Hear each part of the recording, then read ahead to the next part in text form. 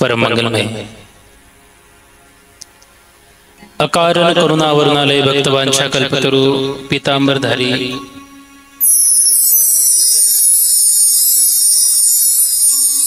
अयोध्याधीश प्रभू रामचंद्रजी यांचं आराध्य दैवत भगवान भोलेश्वराच्या या पावन दरबारामध्ये उपस्थित सद्भाविक भक्तजन भक्तिमती माता व्यासपीठावर उपस्थित संपूर्ण गुणीजन मंडळी साऊंड सिस्टीम कार्यकर्ते या सर्वांच्या चरणी विनम्र भावाने अभिवादन करून आजचे हे चौथ्या दिवसाचं पुष्प भगवान भोलेश्वराला समर्पित करण्याकरता आपण उपस्थित आहोत। कालच्या कथा प्रसंगामध्ये आपण ब्रह्मा विष्णू यांचा जो वाद झाला, जो श्रेयवादासाठी ते झटत होते, तो प्रसंग बघितला। तदनंतर नारदाला झालेला मोह आणि त्या मोहापासून त्यांचं केलेलं निरसन, भगवान विष्णूंनी केलेली ती लीला, या लीलांचं आपण वर्णन त्या ठिकाणी बघितलं। कथा अत्यंत अद्भुत आणि दिव्य आहे आणि कथा जेवढी दिव्य आहेत ना, जेवढी अद्भुत आहेत ना, त्याही पेक्षा या कथेचं महत्व त्यावेळेला फुलून येतं ज्या वेळेला आपल्यासारखे सत्संगी लोक त्या ठिकाणी त्या कथेला प्राप्त होत असतात। कारण ज्ञानोबा ज्ञानेश्वरीमध्ये एका ठिकाणी असं लिहून ठेवतात, वक्ता तो वक्ताची नवे श्रोते नवीन। जोपर्यंत त्या वक्त्याला किंमत नाही, जोपर्यंत त्या वक्त्याच्या पुढे श्रोते नाहीत, आणि ते श्रोते सुद्धा सुज्ञ असणं अत्यंत महत्वाचं आहे। विषयानुरूप त्यांच्या प्रतिक्रिया असणं अत्यंत महत्वाचं आहे। हे जसं एखाद्या वक्त्याला श्रेष्ठ पण ठरवत असतात ना, तसं तो वक्ता जसा श्रोत्यांमुळे श्रेष्ठ आहे ना, त्याच पद्धतीने ग्रंथ सुद्धा त्यात असलेल्या पात्रांमुळे आणि त्या पात्रांमध्ये सुद्धा पात्रता असलेले भक्त, त्या पात्रता असलेले योग्य भक्तांच्या माध्यमातून जी घटिका जे प्रसंग त्या ठिकाणी उद्भवतात आणि त्या प्रसंगाच्या मुळे या कथेला अधिक भव्यता आणि दिव्यता येत असते।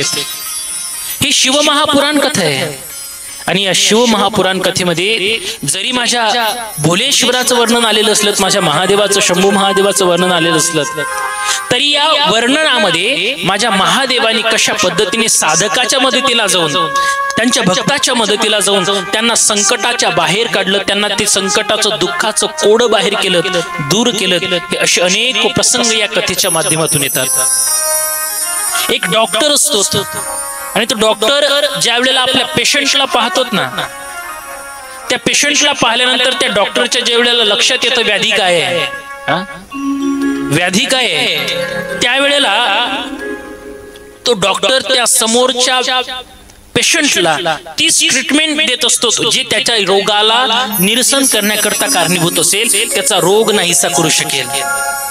जसं डॉक्टर आपल्या एखाद्या सुज्ञ पेशंटला त्या ठिकाणी सुंदर व्हावा, चांगला व्हावा, तो निरोगी व्हावा, याच्यासाठी जसा डॉक्टर त्या ठिकाणी उपयोग असलेल्या त्याच्या हिताचं असलेलं जसं पथ्य त्याला देतो, मेडिसिन त्याला देतो ना, त्याच पद्धतीने माझा भगवान परमात्मा हा सुद्धा एक डॉक्टर आहे।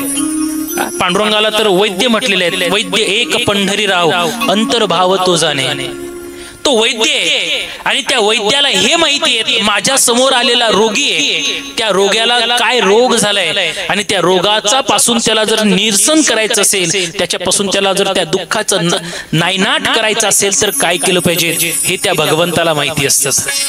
आणि म्हणून काल नारदांना पाहिलं आणि नारदांना पाहिल्यानंतर नारदाला जो अहंकार झाला, त्या अहंकाराचं क्षालन करण्यासाठी माझ्या भगवंताला श्रीपतीचं रूप धारण करावं लागलं, त्याला मोहाच्या बाहेर काढावं लागलं आणि स्वतःला शाप घेऊन सुद्धा घ्यावं लागलं, द्यावं लागलं। का? जरी स्वतःला शाप मिळत असलात ना, तरी मात्र त्या शापाच्या मार्गे त्या जे काही क्रिया घडल्या, त्या क्रिया अत्यंत महत्वाच्या आहेत। त्याच्यामुळे नारदांचा मोह नाहीसा झाला, त्यांचा परम भक्त आहे। कारण इतरत्र लोकांना अहंकार झाला तर काही हरकत नाही, काही हरकत नाही, पण तुम्हाला सांगू, भक्तांना जर अहंकार झाला ना, तर तो भगवान परमात्म्याला खूप मोठा असतो। तिळभर जरी होय अभिमान, मेरू तो समान भार देवा। तिळभर जरी अहंकार झालात ना, मेरूच्या समान भगवंताला तो भार होत असतो। आणि भार झाल्यामुळे माझा भगवान परमात्मा त्या ठिकाणी सांगतो माझ्या भक्ताला अहंकार झालेला देवाला सहन होत नाही, त्याच्यासाठी तर सदैव त्या ठिकाणी साधक वृत्ती ठेवणं अत्यंत महत्वाचं आहे. आणि साधक वृत्तीही पेक्षा साधकानं नम्र असणं अत्यंत महत्वाचं आहे. नारदांची कथा आपल्याला शिकून जाते. नारदांना अहंकार झाला आणि त्या अहंकारापासून निरसन करण्याकरता भगवंताला सायास करावे लागले. आपल्या जीवनात आपण सुद्धा सायास होऊ नये याच्यासाठी आधीच जर आपण सावध असलो तर ते सावध होण्यासाठी माणसाने एकच करावं, माणसाने अहंकार रहित जीवन जगलं पाहिजे. अहंकार मी कोणीतरी आहे, मी कोणी मोठा आहे, मी पैशावाला आहे, मी सौंदर्यवान आहे, मी ज्ञानी आहे, हा अहंकार बाजूला ठेवून आपण भगवंताच्या जवळ गेलं पाहिजे. तुम्हाला सांगू माझे जगद्गुरु तुकोबाराय स्वतःला काय म्हणून घेतायत बघा. माझे तुकोबाराय एका ठिकाणी भगवंताला सांगतात, हे भगवंता लहानपण देगा देवा, लहानपण देगा देवा,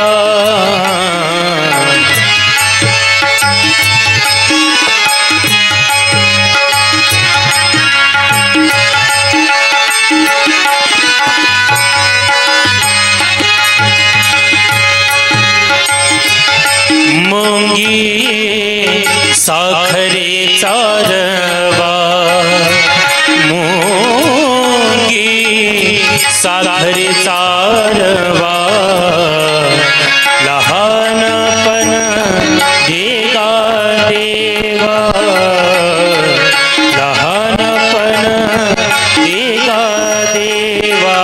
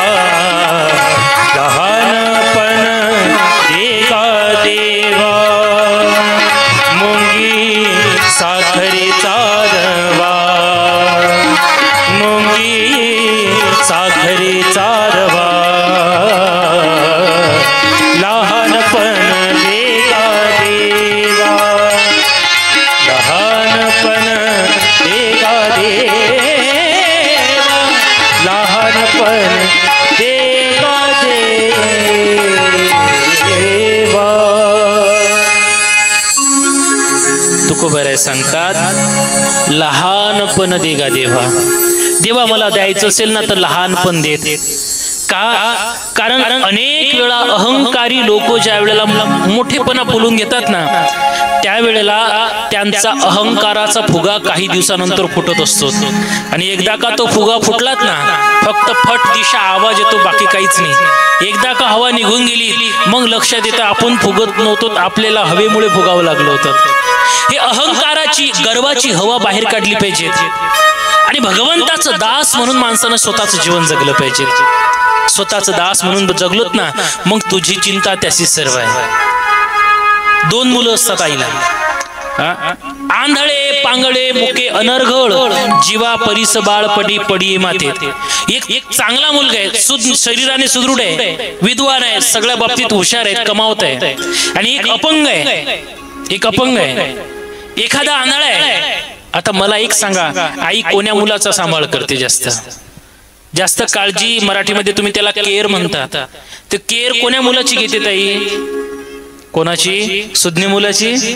नाही नाही, आंधळ्या पांगळ्या मुक्या अनर्गळ मुलाची घेतात का? कारण त्या आईला माहिती आहे एखाद्या वेळेला जो माझा सुदृढ असलेला मुलगा आहे ना, त्या मुलाचा सांभाळ करण्याकरता तो स्वतः सक्षम आहे, तो स्वतः सक्षम आहे, पण असक्षम असलेल्या माझ्या त्या अपंग मुलाला माझी नितांत गरज आहे, मी त्याला सांभाळलं पाहिजे. म्हणून ती आई सर्वस्व समर्पित करते आणि त्या मुलासाठी त्या ठिकाणी सायास करून त्याला मोठं करते, वाढवण्याचं काम करते. तसंच आहे त्या अनर्गळ असलेल्या आपण अहंकार सोडून त्या ठिकाणी अज्ञानत्वाचा त्या ठिकाणी भाव डोळ्यासमोर ठेवून ते अज्ञानत्वाचं अपंगत्व आपल्या डोळ्यासमोर ठेवून त्या भगवंताच्या पुढ्यात विनंती करायची असते की हे देवा, मी अज्ञानी आहे, मी मूर्ख आहे, मला तुझ्या भक्तीचं ज्ञान नाही आणि तुझ्या भक्तीचं ज्ञान नसल्यामुळे माझी सामान्य असलेली भक्ती तू त्या भक्तीचा स्वीकार कर. ही विनंती ज्या वेळेला आपण त्या भोलेश्वराच्या दरबारात करत असतो ना, मग त्याला असं वाटतं हे बाळ माझं अज्ञान आहे आणि अज्ञानी बाळाचं मी सांभाळ केलं पाहिजे, अज्ञानी बाळाचा सांभाळ केला पाहिजे. आई लहान मुलाची भाषा सुद्धा समजून घेते आणि मोठ्याची सुद्धा समजून घेते. तुम्हाला सांगू, मोठा मुलगा जर जेवायला आलात ना, तो म्हणतो आई मला जेवायला वाढ, भाकर वाढ. भाकर पाहिजे म्हटल्यानंतर आई लगेच त्याला वाढून देते. त्या लहान्याला भाकर शब्द येत नाही, तो काकर म्हणतो, काकर म्हणतो. पण ज्या वेळेला तो काकर म्हणतो ना, त्या आईला हे माहिती आहे का बालक बोबुळा बोली का वाकुळा विचुका पावली ते चोच भरुनी माऊली रिगेजी विज्ञानोबराय म्हणतात. तो बोबळा बोलतो, पण ते बोबळं बोललेलं सुद्धा आईला भाषा समजते आणि त्याने काकर जरी म्हटलं ना, आई त्याला भाकर वाळते, त्याला जीव घालते, त्याला जीव घालते.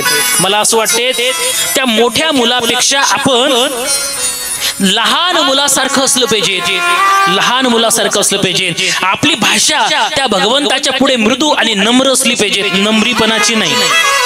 नम्रपणाची आणि नम्रीपणाची भाषा फार बदलत. नम्र लोक ओळखू येतात, नम्री त्यापेक्षा ओळखते. समजून चला हे नम्री आहेत लेखाचे, नाही का? नम्रपणा असणं अत्यंत महत्वाचं आहे, कारण नम्रपणा भगवंताचा दास बनवतो. नम्र झाला भूता त्याने कोंडिले अनंता. अति नम्रता दाखवली तर समजून चला अति नम्रता धूर्त लक्षण आहेत नम्रतेचं. आणि म्हणून भगवंताच्या पुढे डुप्लिकेटपणा अजिबात चालत नाही. तुम्ही आहात तसे माझा भगवान परमात्मा स्वीकार करतो.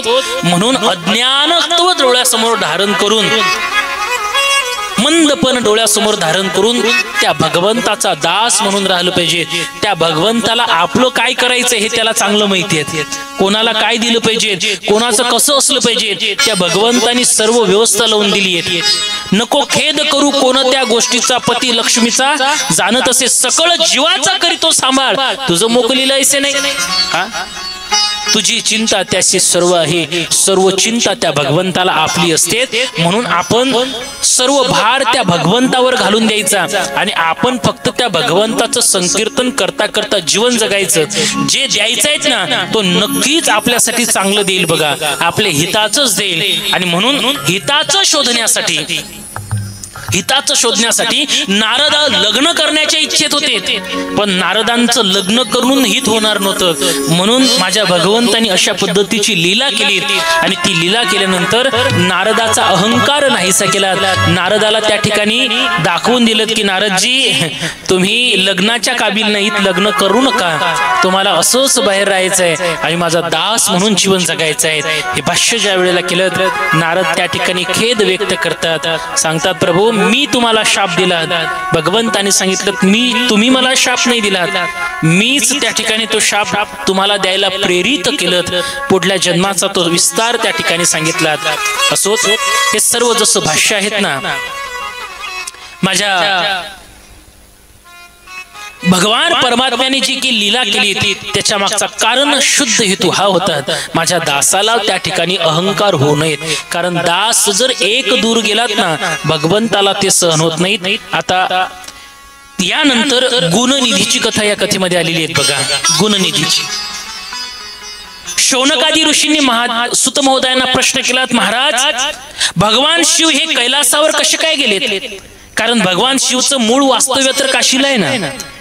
भगवान महादेव काशीला राहत होते. तुम्हाला सांगू का, या जगतात प्रथम नगर जर कुठलं वसल्या गेलं असेल ना, तर ते काशी क्षेत्र आहे.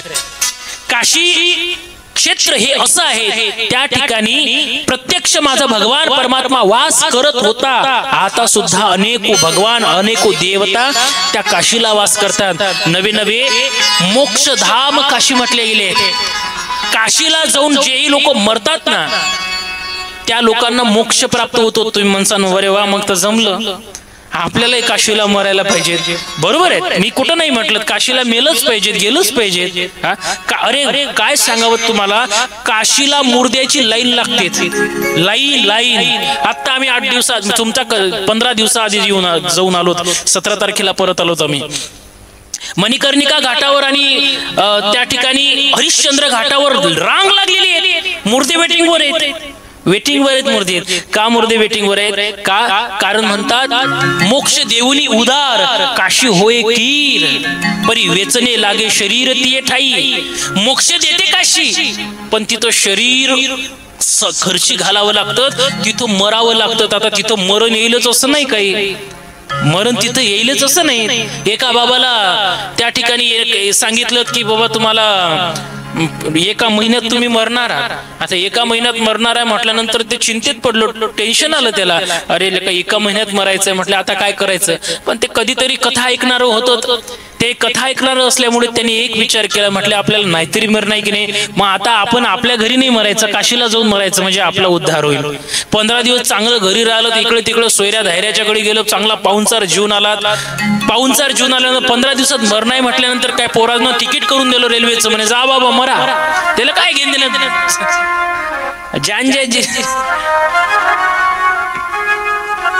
जा म्हटले तुम्ही. पोराला पाठवून दिलं. पोरानं पाठवून गेल्यानंतर बुडं काशीला गेलं. रोज एकच ध्यास म्हणे मरण आहे. बुडा 1 महिना झाला, 1.5 महिना झाला, 2 महिने झाला तरी बुडा जिथाच. रोज काशीत फिरायचा, इकडे जायचा, तिकडे राहायचा, या घाटावरचा त्या घाटावर, त्या घाटावरचा सगळं.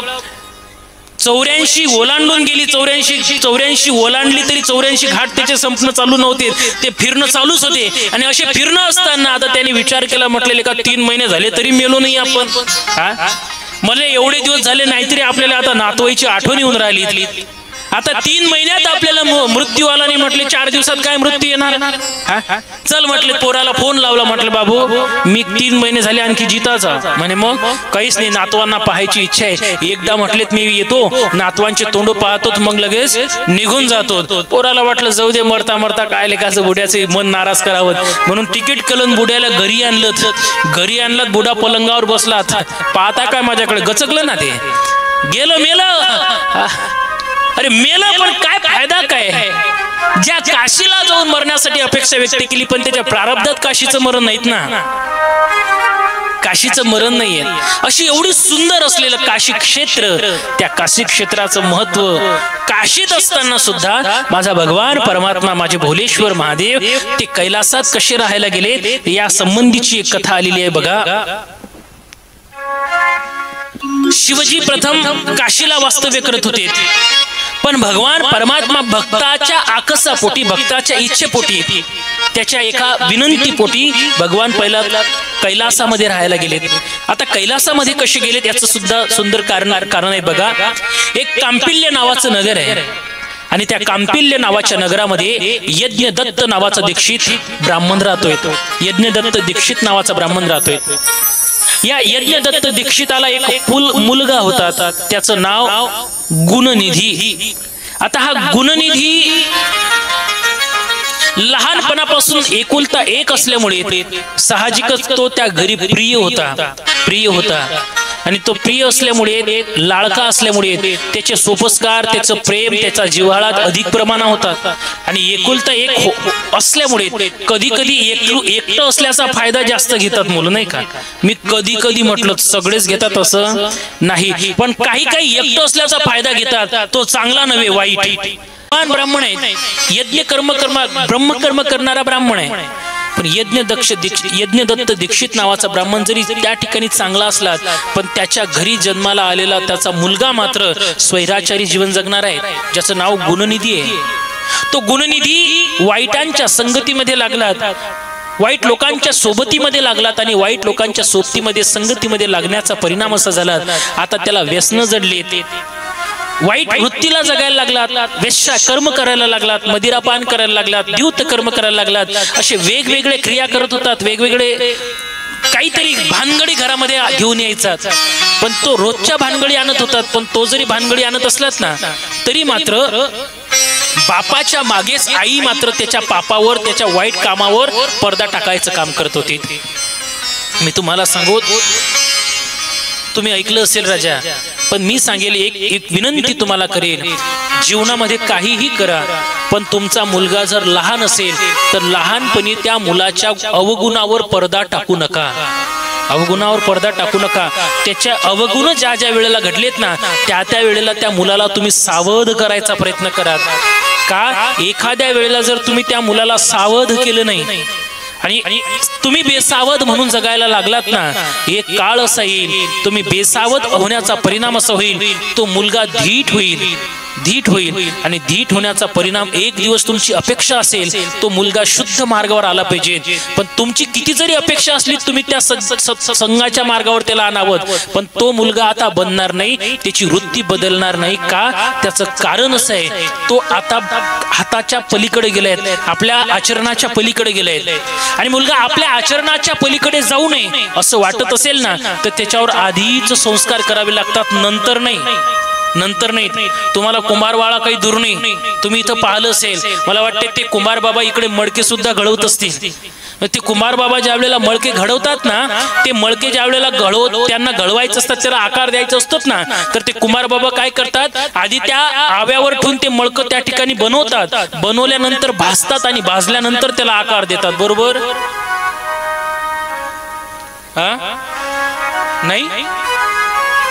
नाही, आमच्याकडे तर पहिले मडकं भाजतात आणि मग त्याला आकार देतात साऊंडवाले. तसं नाही काही. तर आपको मराठी आती है? नहीं आती है पर हेलपाटे खाती है. हमें भी हिंदी आती है लेकिन ऐसे मांगे पोड़े होती है.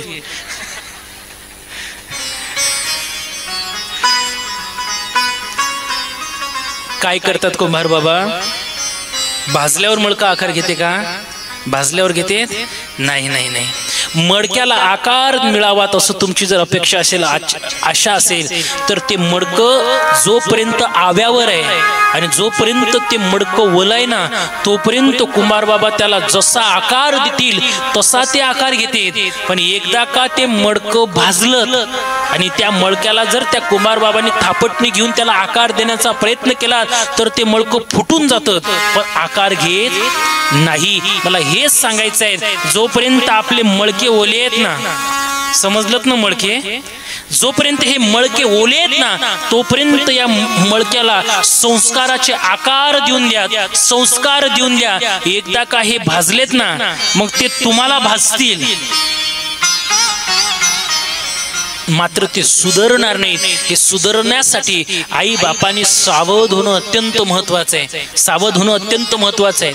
मी तर नेहमी सांगत असतो गड्या, नेहमी सांगत असतो, मुलगा सुज्ञ व्हावात, सुंदर व्हावात अशी जर आपली अपेक्षा असेल ना तर त्या मुलाला 4 ते 11 या वयोगटापर्यंत त्याला चांगलं समजून सांगावं. योग्य मार्गावर येण्याकरता मारलं तरी चालेल, त्याला मारून सुधरवा. 1 ते 4 क्षमा मागेल 4 ते 11, कारण 1 ते 4 असं आहे, तुम्ही त्याला मारलं तरी ते काही क्षणात विसरून जातं, त्याला त्या आठवण राहत नाही. पण 4 ते 11 या वयोगटापर्यंत तुम्ही त्या मुलाला होईल त्या पद्धतीने समजून सांगा. बऱ्या बोलाने ऐकत नसेल तर मार द्या, तरी त्याला समजून सांगा. 11 ते 16 या वयोगटापर्यंत त्याला बोला, रागवा त्याच्यावर, त्याला योग्य मार्गावर लावा. एकदा का तुम्ही तो मुलगा 16च्या वर गेला, तुम्ही 16 हो त्याला सांगायचंच नाही, तो तुमचं ऐकणार नाही. याच्यासाठी आधी सावध केलं पाहिजे. काय झालं, तो गुणनिधी वाईट वृत्तीला लागलाय, वाईट वृत्तीला लागला. आणि वाईट वृत्तीला लागल्यानंतर एक दिवस असं झालं, द्यूत क्रीडा करत असताना, द्यूत खेळत असताना आपल्या हातात असलेली हिऱ्याची अंगठी तो हरून गेला. आणि हरून गेल्यानंतर आता मात्र भीती मनामध्ये यायला लागली. काय करावं? घरी आल्यानंतर गपचूप झोपून राहिला आईच्या लक्षात आलं काहीतरी झालं असावं. पण ज्या वेळेला बापाला घरातून नाही पण बाहेरून माहिती पडलं ना, बाहेरून माहिती पडल्यानंतर बापाला सुद्धा थोडा राग आला. आणि बापाला राग आल्यामुळे आता बाप राग राग घरी यायला लागल्यात. आणि घरी ज्या वेळेला आलात ना, तोपर्यंत गुणनिधीच्या लक्षात आलं, गुणनिधीच्या लक्षात आलं की आपल्या आईला आता हे सांगितलं पाहिजे. आणि मग आईला सांगायला लागलं, आई माझ्या हातून अशा पद्धतीची चोरी झाली. आता आई त्याला बोलायला लागली, अरे मूर्खा काय केलं ते. त्याला थोडीशी बोलायला लागली, त्याला रागवायला लागली. म्हटले मी तर तुला माफ करेलही, पण तुझ्या वडिलांना जर माहित पडलं तर तू काय करशील. बघा कधी खेद करते, आता फार मोठा गुन्हा घडून बसल्यानंतर. अरे नंतर खेद करून तुम्हाला मिळणार तरी काय. सावध करण्याकरता आपल्याला आधी संधी होतीच ना, पण त्या संधीचं सोनं आपल्याला आपल्या जीवनात करता आलं नाहीत. बघा याच्यासाठी आधी सावध होणं अत्यंत महत्वाचं आहे. काय झालं बघा, एका अट्टल गुंडाला त्या ठिकाणी पोलीस पकडून चालले होते आणि त्याला त्या दिवशी नेमकी फाशीची शिक्षाच होणार होती. आणि फाशीची शिक्षा होत असल्यामुळे आता हे सगळे पोलीस त्याला पकडून घेऊन जात आहेत. माता पित्यांना आई वडिलांना माहिती पडलं आपल्या मुलाला आता शिक्षा होणार आहे, कायमस्वरूपी त्या ठिकाणी मरण पावणार आहे. मग शेवटचं त्याला एकदा पाहावं म्हणून पाहण्याच्या उद्देशाने त्या ठिकाणी आई बाबा त्याला पाहायला गेलेत. हे सगळेचे सगळं कोर्टाच्या बाहेर जे लोक उभे होते ना, आता त्या कैद्याला पाहण्याच्या ऐवजी आता ते माता पिता जे तिथं पोहोचलेत ना, त्या माता पितांना पाहायला लागलेत. आणि सगळे बोलायला लागलेत, बघा त्याचे माता पिता आहेत, त्याचे आई वडील आहेत, त्याचे आई वडील आहेत. अपमान वाटला हिला, अपमान वाटला. आणि अपमान वाटल्यानंतर त्या ठिकाणी आता तिला असं वाटलं की या मुलामुळे आज मला खाली मान झुकावी लागली, या मुलामुळे आज मला खाली पाहावं लागून राहिलं, आमचा अपमान झाला. काही पटलं नाही मनाला. त्याच्यामुळे रागाच्या भरामध्ये आई त्या मुलाच्या जवळ गेली. आणि त्या मुलाच्या जवळ गेल्यानंतर त्या मुलाच्या जवळ जातावर एक नाही दोन नाही, इतकी लाल बुंद झाली होती रागाने, हात सळसळत होते. त्या मुलाच्या जवळ गेली, एक त्या मुलाच्या कानशिलात लगावली. आणि कानशिलात लगावल्यानंतर त्या मुलासोबत बोलायला लागली, मूर्खा अरे नाव घालवलं, आमचं नाव घालवलं, लोकांना तोंड दाखवायच्या लायकीचं ठेवलं नाही. अरे काय मिळालं तुला अशा पद्धतीची कामं करून. आज लोक आम्हाला अधवा तद्वा बोलतायत, नाही नाही ते शब्द आम्हाला लोकांचे ऐकावे लागतायत. अरे काय चूक केली होती आम्ही, काय चूक केली होती आम्ही की तुला जन्माला घातलं. अरे जन्मता बरोबर मेला असता तर फार बरं झालं असतं. बोलायला लागली ताई, खूप बोलते. आता हे आई सगळं खूप बोलत असताना त्या मुलाने सुद्धा काही शब्द ऐकून घेतले. आणि ऐकता बरोबर ते आईच्या सोबत बोलायला लागलं नाही. त्याला आईनं प्रत्युत्तर कसं दिलं बघा. त्याने आधी आपल्या आईच्या कानशिलात लगावलीत, आईच्या कानशिलात लगावली. आणि आई सोबत ते मूल बोलायला लागलं, हे आई, हे आई, आज मारलीत माझ्या कानशिलात, आज माझ्या कानपटीत मारलीत, आज मला चापट मारली.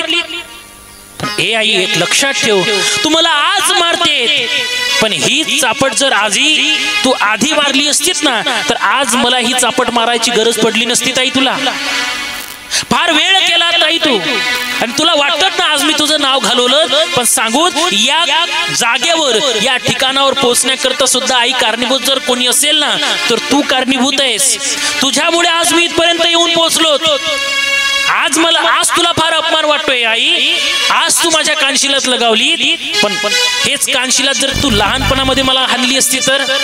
तुला आठवते का म्हटले आई, तुला आठवते मी शाळेत गेलो होतो पहिल्या दिवशी, पहिलीमध्ये गेलो. त्या दिवशी शाळेत गेल्यानंतर पहिल्याच दिवशी मी शाळेतून घरी येताना एका मित्राची लेखन आणली होती आणि तुला दाखवली होती. आई बघ मी शाळेतून लेखन आणली. त्यावेळेला तर तू ते लेखन पाहिल्यानंतर सांगितलं होतं, माझं सोनं लेखन आणली, ठेव म्हणे दप्तरात. मी दप्तरामध्ये ठेवली, बॅग मध्ये ठेवली. मला वाटलं त्या ठिकाणी लेखन आणणं चांगलं आहे. दुसऱ्या दिवशी मी शाळेतून पेन आणला, त्याही वेळेला तू माझ्या गालावून हात फिरवला, सांगितलं दप्तरात ठेव. मला वाटलं हे सगळं आणणं चांगलं असतं. तिसऱ्या दिवशी मी कंपास आणला, चौथ्या दिवशी मी बॅग आणली. आई मला तू एकही दिवस बोलली नाही, उलट तू माझ्या त्या कृत्याचं समर्थन केलं. मग आज जर मी दरोडेखोर झालो असेल, आज जर मला फाशीची शिक्षा होत असेल, तर आई एवढा अपमान वाटायची तुला गरज तरी काय? तुला सांगू, आज तू माझ्या कानशिलात मारलीत नाही, आज तू मारलीत ना. जर समजा तू ही कानशिलात माझ्या ज्या दिवशी पहिल्या दिवशी मी लेखन चोरून आणलीत ना, त्या दिवशी जर तू माझ्या आई कानशिलात मारली असतीत ना, आज मी अट्टल दरोडेखोर झालो नसतो. बघा, मला असं वाटतं त्या आईनं सुज्ञपणा जर दाखवला असतात तर तो मुलगा वांग मार्गाला लागला नसतात. अनेक वेळा मुलं जे वाईट मार्गाला लागतात ना, त्याला कारणीभूत जर कोणी असेल तर माता पिता आहेत. माफी मागेल गड्या तुम्हाला, सगळ्यात जास्त आई आहे, सगळ्यात जास्त आई आहे. येऊ द्या तुम्हाला रागाला एखाद्या वेळेला, पण तुम्हाला सांगू, एखाद्या वेळेला जर मुलगा वाईट काम करायला लागलात ना, वाईट काम करायला लागलात ना, त्या बापाला माहित पडतं. बाप जातो त्याच्या कानशिला थांबतो, कारे मूर्खा, लाज नाही वाटत, विमल खातो, पुड्या खातो, असं करतो. आता बोललात ना, मग बापानं मारलं, चांगलंच केलं की नाही. फक्त बापानं मारू द्या, ते पोरग घरी जाऊ द्या. पा मग बाप घरी आल्यानंतर कशाला मारलं मुलाला, काय गरज होती? अगं त्यांनी पुडी खाल्ली तर मग काय झालं? पुडीच खाल्ली. लोकांच्या पोरं तर किती खातात. ये ना, अरे किती बोलताय तुम्ही, काय काय बोलते बापरे. एकुलता एक खाल्ली तर काय झालं, खाल्ली तर काय झालं, लोकांना होत नाही, तुम्हाला झाले. बापरे बापरे, हे काय बोलणं झालं काय? बाप म्हणते जाऊ दे, मरू दे तिकडे, मला काय करायला लागते. बाप घरात पोळ्याचा डब्बा जाणून ठेवते, पॉकेटचं पॉकेट, तू खाय म्हणते, मी खर्च, काय करायला लागते बापाला. पण मुलगा जर वाईट मार्गाला लागत असेल ना, आईने लाळ करू नये असं नाही, मुलाचा लाळ केलाच पाहिजे. पण इतकाही नाही लाळ केला पाहिजे की पोरग सुकायला लागलं तरी पोळ्या खात असेल आणि त्याच्याकडे जर दुर्लक्ष होत असेल ना, तर लक्ष देणं काम आहे. मायबापाचं जर लक्ष देणं होत नसेल तर मी म्हणतो ज्याच्या सोबत आहे त्यांना तरी लक्ष द्यायला पाहिजे. 2-3 हाणल्या तर काय हरकत आहे. काही काही गोष्टी आम्हाला बोलू देत जातो मी.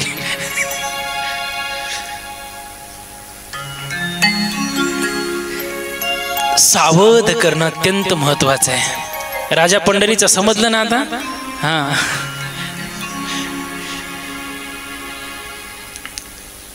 संस्कार हा मुलाचा हक्क आहे, तर ते आई वडिलांचं कर्तव्य आहे. बघा, आपल्या मुलांवर संस्कार करणं अत्यंत गरजेचं आहे.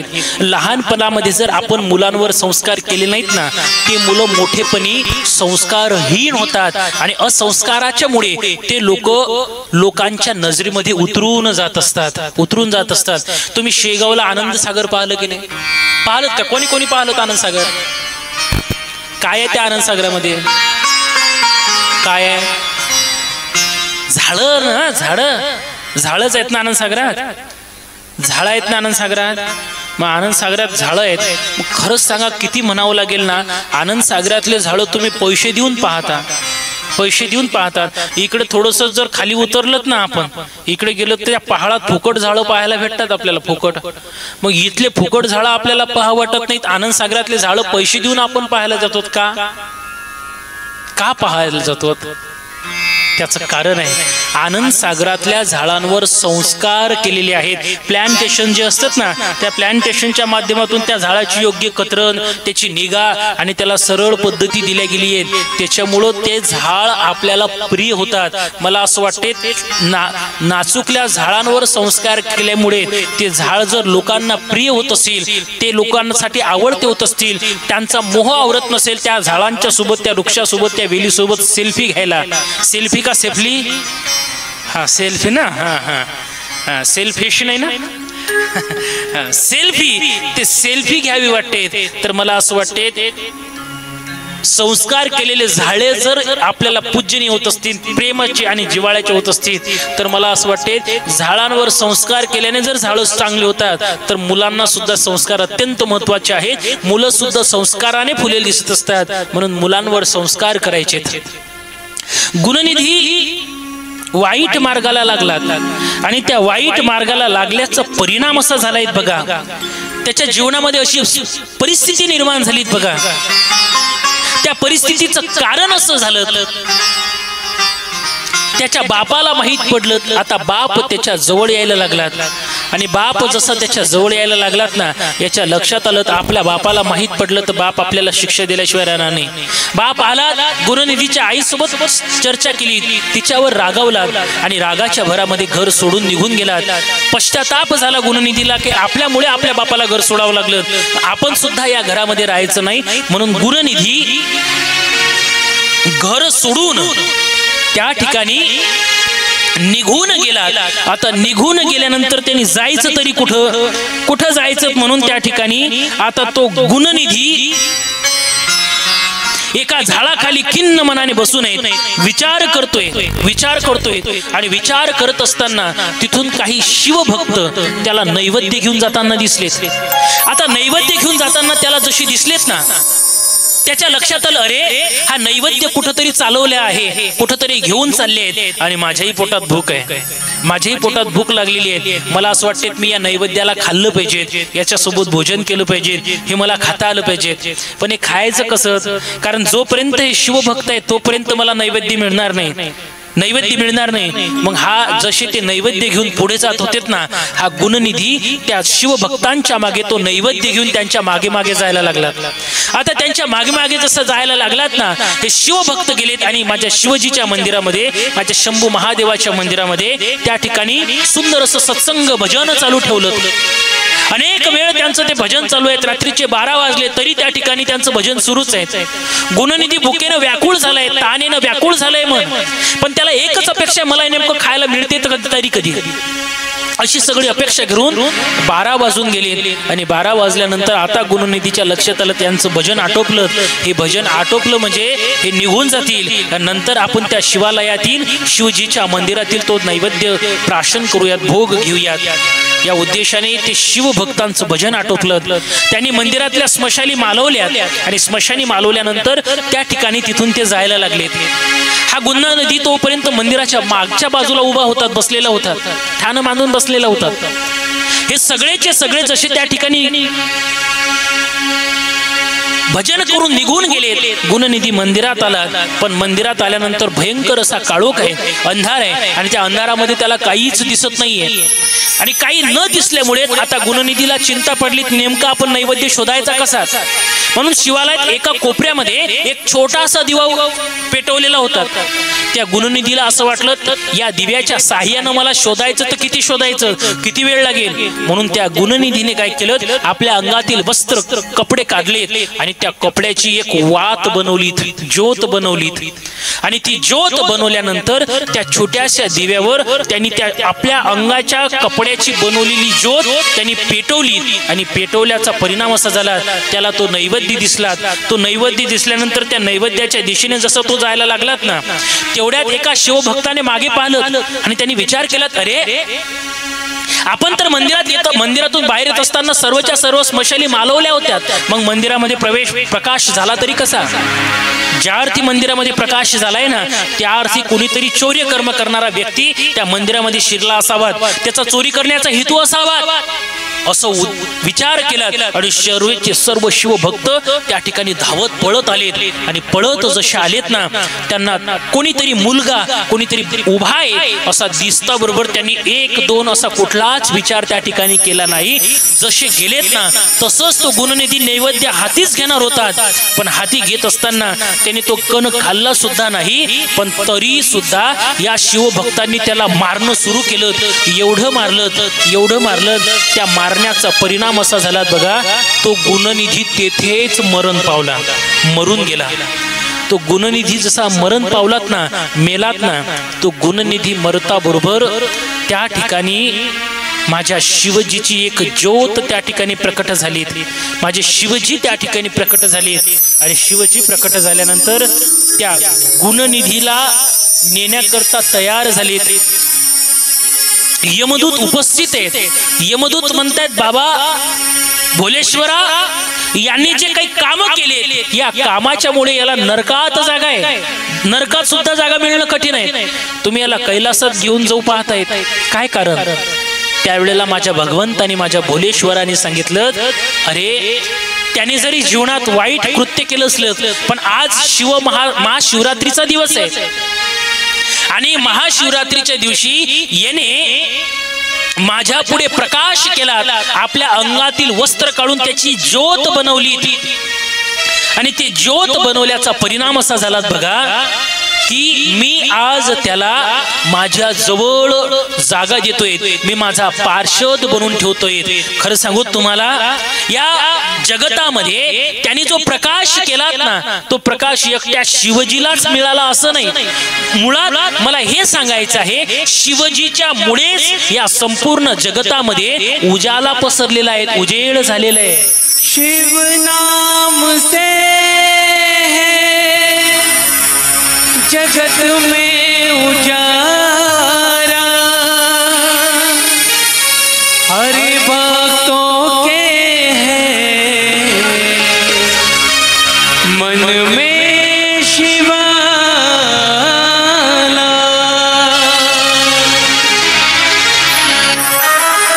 हे शंभु बाबा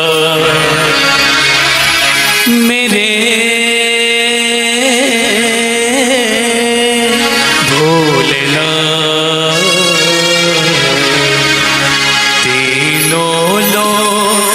में तू ही तू, हे शंभु बाबा मेरे भोलेनाथ, तीनों लोक में तू ही तू। श्रद्धा सुमन मेरा मन बेल पत्री, जीवन भी अर्पण कर दो। हे शंभु मेरे भोलेनाथ, तीनों लोक में तू ही तू।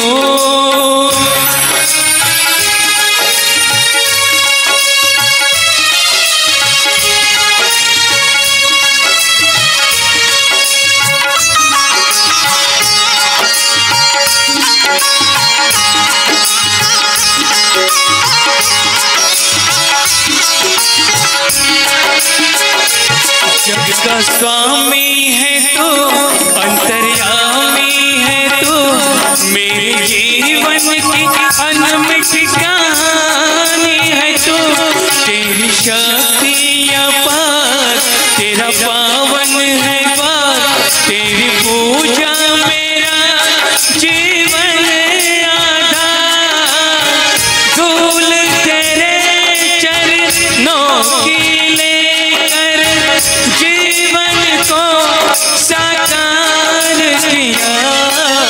हे शंभु बाबा मेरे भोलेनाथ, तीनों लोक में तू ही तू।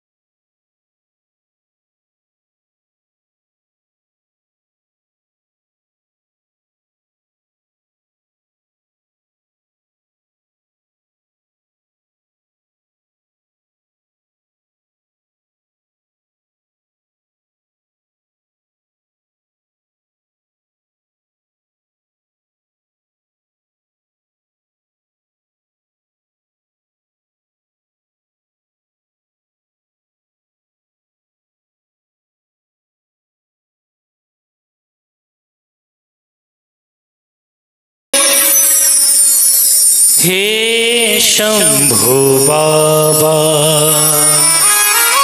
मेरे भोलेनाथ,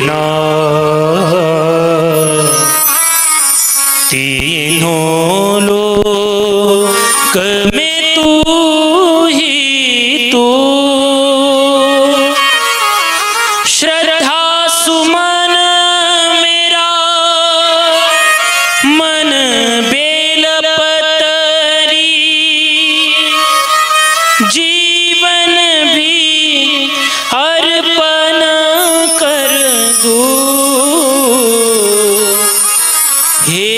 शंभू बाबा मेरे भोलेनाथ, तीनों लोक में तू ही तू। हा जो प्रकाश या जगतामध्ये दिसतोय तो माझ्या शिवजीमुळे, माझ्या शिवजीमुळे। मग हा प्रकाश देणारे शिवजी जर श्रेष्ठ असतील, या प्रकाश ज्योत देणाऱ्या शिवजीला भजलं पाहिजेत ना आपण, त्यांना अंतःकरणामध्ये ठेवलं पाहिजे। एखादी गोष्ट आपण जीवनातली, आपल्या दिवसातली एक गोष्ट अशी असावी की ती माझ्या भोलेश्वराला समर्पित असली पाहिजे। दिवसभरात कुठली एक गोष्ट करा, ते भोलेश्वराला समर्पित असली पाहिजे। मी तुम्हाला बोललो जंगमलिंग स्थावरलिंग, अरे दिवसभरात एखाद्या तुम्ही जनावराला भाकरीचा तुकडा जरी टाकलात ना, तो शिवजीला भोलेश्वराला प्राप्त होतो। एखाद्या गायीला जर आपण खाऊ घातलत ना, त्या गायीला त्या ठिकाणी दिलेला घास त्या ठिकाणी भोलेश्वराला प्राप्त होत असतो। साधू संतांना खाऊ घातलेला घास हा त्या भोलेश्वराला प्राप्त होत असतो। हे सगळे सोपस्कार आपण का करतो? का मला वाटतं त्या कथेच्या माध्यमातून बोलावल्यानंतर आमच्या घरी चला, आमच्या घरी चला, जेवण करा, नाश्ता करा, चाहे कशासाठी, पैसा वर आलात म्हणून काय? अरे नाही, हे सगळं जे केल्या जातात ना, हे त्या भोलेश्वराची सेवा प्राप्त केल्यामुळे त्यांना ते प्राप्त होतं म्हणून। कारण एखादी व्यक्ती ज्या वेळेला घरादाराचा त्याग करून बाहेर निघत असते ना, तुम्ही आमची करा आम्ही म्हणत नाही, पण सांगू धर्मशास्त्र काय सांगते, ज्या लोकांनी धर्मासाठी गृहाचा, स्वतःच्या घराचा त्याग केलाय, त्या लोकांचा प्रपंच सांभाळण्याची जबाबदारी आपल्या सर्वांची असते। म्हणून हे सोपस्कार आपण करत असतो। हे जे तुम्ही नेतात ना साधू लोकांना घरी, लोकही महाराज लोकांचे पाय लावू देत, महाराज लोकांच्या पायानं घर चांगलं नाही होत। लोक म्हणतात तुम्ही पाय लावा, आमचं भलं त्यांच्या पायानं होत नाही, पण तुम्ही ज्या भावनेनं करतात ना, तुम्ही ज्या भावनेनं करतात, ते भावनेनं केलेलं सगळं भगवंताला प्राप्त होते म्हणून तुमचं चांगलं होते। तुम्हाला वाटतं महाराज आमच्या घरी आलेत म्हणून झालं, नाही नाही, महाराज एक साधा मनुष्य आहे। फक्त एवढंच आहे की सगळे माझ्यासारखे कबुली देणारे नसतात। आपलं सरळ सांगणार, आग लावायच्या नादी लागायचं, आपलं सरळ म्हणणं आहे। आपण ते मागे पुढे लोटत नाही लोकांना। आतापर्यंत केले असते मग 3 वर्षात कमी कमी 30 तर शिष्य केले असते की नाही का ताई? 3 वर्षात 30 शिष्य केले असते ना तिच्यासाठी, पण आपल्याला ते भानगड जमत नाही। सरळ सरळ पटत, सरळ बोलणं पटत। मला असं वाटतं तुम्ही जे करतात ना, आम्हाला जे प्रेम देतात, ते आम्हाला दिलेलं प्रेम त्या भगवंताला प्राप्त होत असते। का? कारण आतिथ्य पूजनम, अतिथीचा सन्मान करणं हे आपली संस्कृती सांगते।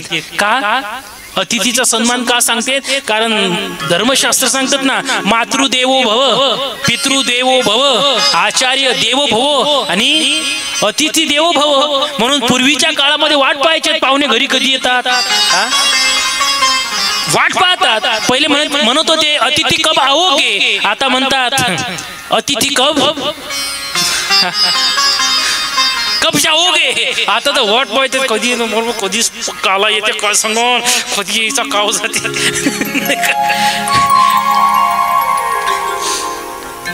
प्रेम जिव्हाळा अत्यंत महत्वाचा आहे। सोपं नका समजू, 2 हत्ती पुरले पण एक साधू घरात पुरला नाही, फार कठीण जाते। कोणाला चहा लागते, कोणाला कॉफी लागते, कोणाला गरम पाणी, कोणाला थंड पाणी, कोणाला काळा, कोणाला ग्रीन टी, करणारे मैदा काय काय लागते तर सगळं नाही, जे आहे ते जागेवर पाहिजे। सगळं जागेवर, इकडे पळ तिकडे पळ, हे कर ते कर, नाही का? सगळी व्यवस्था लावावी लागते। पण मी तुम्हाला सांगू, तरी सुद्धा तुम्ही, मला वाटतं अमरावतीतला हा तुमचा परिसर अगदी सगळं या 7 दिवसात सगळं स्वतःचे कामं धंदे सगळं विसरून तुम्ही हे सगळं करतात ना, याचं फळ तुम्हाला सांगतो, नागेश आगलावे जरी देत नसलात ना, तरी माझा भोलेश्वर महादेव तुम्हाला याचं फळ दिल्याशिवाय राहणार नाहीत। बघा, नक्की फळ देत असतो। अरे त्याचं ब्रीद आहे ना, माझं कारण आहे, भाव जैसा तैसाच मी तया कारण आहे। जो मला माझ्यासाठी ज्याचा जसा भाव असेल त्याच्यासाठी मी तसा आहे।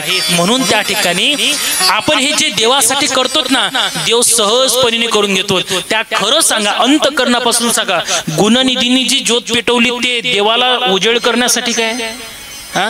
नाही नाही, अरे त्याला नैवेद्य खायचा होता, पण माझ्या महादेवानं तेही स्वीकार केलं. त्याच्या स्वार्थासाठी ज्योत पेटवली, त्याच्या स्वार्थासाठी ज्योत पेटवली आणि फळ मात्र त्याला द्विकपाल बनवलं.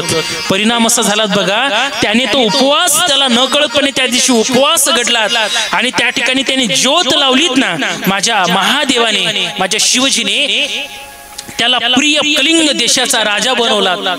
आणि तो कलिंग देशाचा राजा बनवल्यानंतर त्या राजाने अनेक सत्संग केले आणि सत्संग केल्यानंतर त्याला देवाचा धनपती बनवलं, त्याला द्विकपाल बनवलं. आणि त्यानंतर तो उत्तरेचा द्विकपाल झाल्यानंतर तिथला तो स्वामी बनला.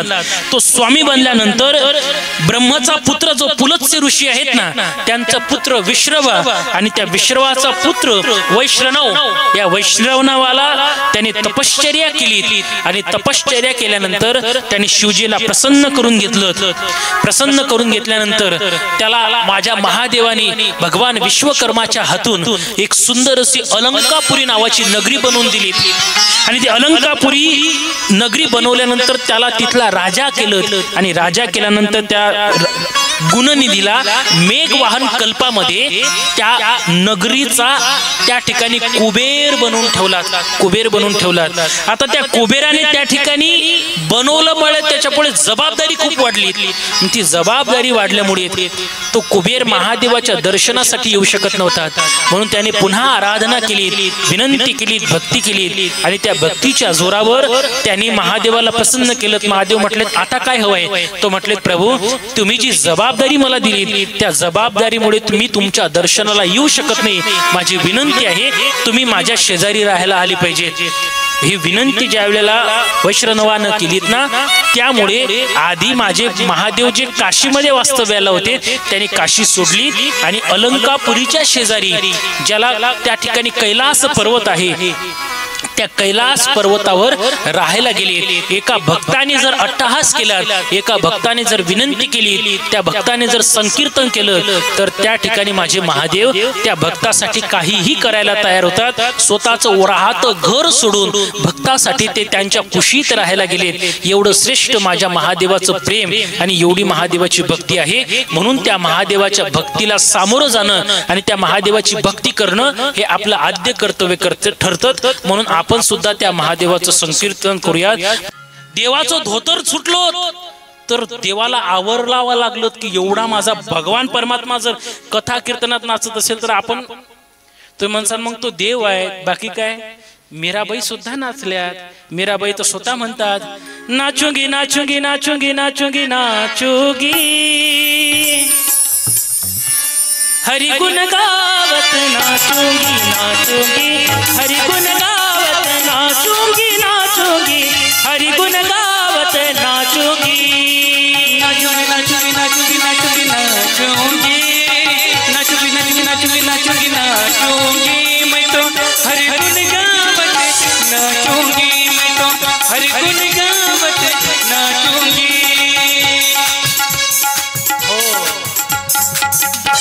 तुम्ही भले सक्रिय झाले, लगेच दिली चाल, प्रमाण सांगून राहिलो होतो.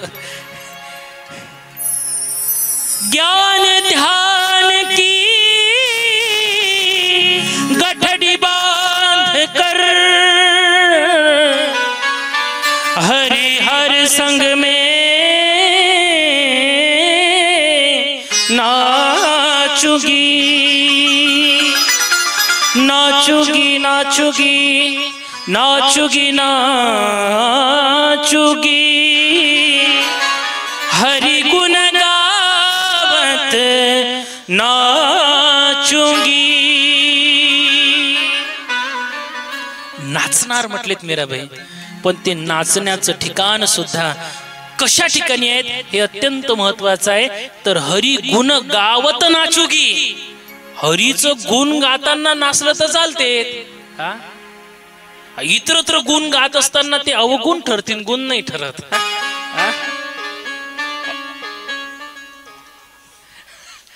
अंगात आली यायच्या, दुसरं काही नाही. दुसऱ्याही ठिकाणी मी त्या दिवशी बोललोत, मी पुन्हा तो विषय मांडणार नाही, पण फक्त नवीन येणाऱ्यासाठी एक शब्द वापरून जाईन. इथं नाचलं पाहिजे का? नाचलं पाहिजे का? कारण बाहेर जर नाचलो तर अश्लील लोकांची नजर आपल्यावर राहते, आणि या मंडपात जर नाचलोत ना, प्रत्यक्ष माझ्या भोलेश्वर महादेवाची नजर आपल्यावर राहते. कोणाची नजर पाहिजे आपल्याला महत्वाचं आहे. तिथं नाचलात, बाहेर नाचलात, लोक म्हणतील काय लेका असंच आहे रे. तुम्ही कितीही संस्कारी असू द्या, पण तुम्हाला वाईट नजरेनं पाहिल्या जाईल. इथं जर तुम्ही नाचलात, लोक एकच म्हणतील काय भाविक आहेत, काय परमार्थाचा आनंद घेतात, अशा पद्धतीचा आनंद देतात. हे ठिकाण अत्यंत महत्वाचं आहे लेका. या ठिकाणी सगळ्याच्या सगळ्या गोष्टी विसरायच्या असतात, आणि सगळं विसरून त्या ठिकाणी आपल्याला आपला परमार्थामध्ये राहायचं असतं. दिला ना मला, दिला सगळ्याच्या पुढे. हा का याच्यासाठी टाळ्या वाजवा येईना, हा मला कॅमेरा देऊन दिला भाऊ, काय करावं आता. मी पैसे देऊन राहिलो त्याले, नाही तर असं समज सौदा झाला आज आमचा. असो, भगवान परमात्म्याच्या साठी नाचलं पाहिजेत, खेळलं पाहिजेत, मग माझा भगवान परमात्मा आपल्याला सर्वस्व काही देतो. असोच बघा, याच्यानंतर रुद्र संहितेला सुरुवात होते, आणि त्या रुद्र संहितेमध्ये सतीखंडाची सुरुवात आहे. या सतीखंडामध्ये नारदजी आणि ब्रह्माजीचा संवाद आहे, आणि त्या नारदजी आणि ब्रह्माजीच्या संवादामध्ये अनेक अशा चर्चा आलेल्या आहेत. त्या चर्चा आल्यानंतर नारदांनी ब्रह्मदेवाला विचारलं, बाबा पिताजी, मला तुम्हाला काही प्रश्न करायचे आहेत. ते प्रश्न असे आहेत की आपण सांगत होतात की ही सगळी कथा माझ्या महादेवाला समर्पित आहे, आणि माझे महादेव काशी सोडून कैलासात माता सती सोबत गेले. पण मला प्रश्न पडले, महादेवाने माता सती सोबत विवाह कसा काय केला? महादेव तर योगी आहेत, आणि मग योगी असताना महादेवाचं लग्न करायचा विचार कसा काय झाला, आणि माता सतीचा जन्म कसा झाला, हे सुद्धा तुम्ही आम्हाला सांगितलं पाहिजेत. आणि ती शिवपत्नी कशी झाली, असे अनेक प्रश्न ज्या वेळेला विचारलेत, त्या प्रश्नाचं उत्तर त्या ठिकाणी द्यायला लागलेत. ब्रह्मदेव सांगतात, ज्या वेळेला मी मरीची, अत्री, पुलह, पुलस्य, अंगिरा, कर्तु, वशिष्ठ, नारद, दक्ष आणि भृगु आदी करून हे निर्माण केलेत ना, हे सर्व निर्माण करत असताना त्यांच्या सोबत मी एक कन्या सुद्धा निर्माण केली, एक कन्या निर्माण केली, आणि तिचं नाव संध्या. ती संध्या मी निर्माण केली. ती सुंदर रूपवान होती, आणि ती संध्या निर्माण झाल्यानंतर माझ्या मनापासून एक त्या ठिकाणी पुरुष प्रकट झाला. तो पुरुष एकदम सुंदर होता, सर्वांना मोहित करणारा होता.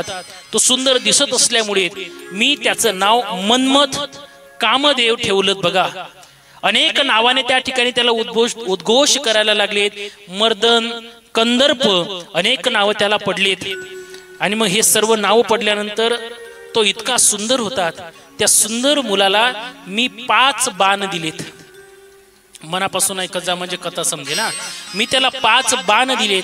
ते 5 बाण दिल्यानंतर त्याला सांगितलं, तू मोहित करणारा असल्यामुळे तुझ्याकडे जबाबदारी सुद्धा हीच आहे. संसार वाढावा, संसार वाढला पाहिजे, याच्यासाठी लोकांच्या मनामध्ये काम निर्माण करण्याची जबाबदारी तुझी आहे.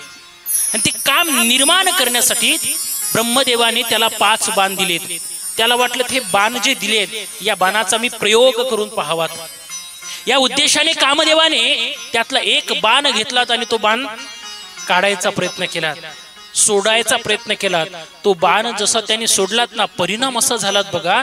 त्या ठिकाणी ब्रह्मदेव आदी करून जेवढे मी ऋषींचे नाव आता सांगितलेत ना, हे सगळेच्या सगळे त्या ठिकाणी मोहित झाले. आणि मोहित झाल्यानंतर परिस्थिती इतकी वाईट झाली, जी ब्रह्मदेवाने निर्माण केलेली संध्या नावाची मुलगी आहे, आता हे ब्रह्मदेव स्वतः आपल्या मुलीच्याच मागे काम वासनेने पळायला लागलात. एवढा कामातूर झाला, आणि ती कन्या घाबरली. तिला वाटलं बाप असून माझ्या मागे लागलाय. ती पुढे धावते. ब्रह्मदेव आदी करून दक्षासहित सगळे काम वासनेच्या दृष्टिकोनातून कामनेमध्ये मोहित झाल्यामुळे, वासना दृष्ट झाल्यामुळे तिच्या मागे पळायला लागले. आता तिच्या मागे पळत असताना ती जीवाच्या आकांतानं धावते. आणि धर्माचा त्या ठिकाणी ब्रह्माचा पुत्र एक धर्म, त्या धर्माच्या लक्षात आलं की मी आता हे माझा बाप अधर्माने वागायला लागलाय आणि याला सावध केलं पाहिजे. ए दीदी खाली बसा खाली, थोडं शांततेचं दान देत जा बरं का.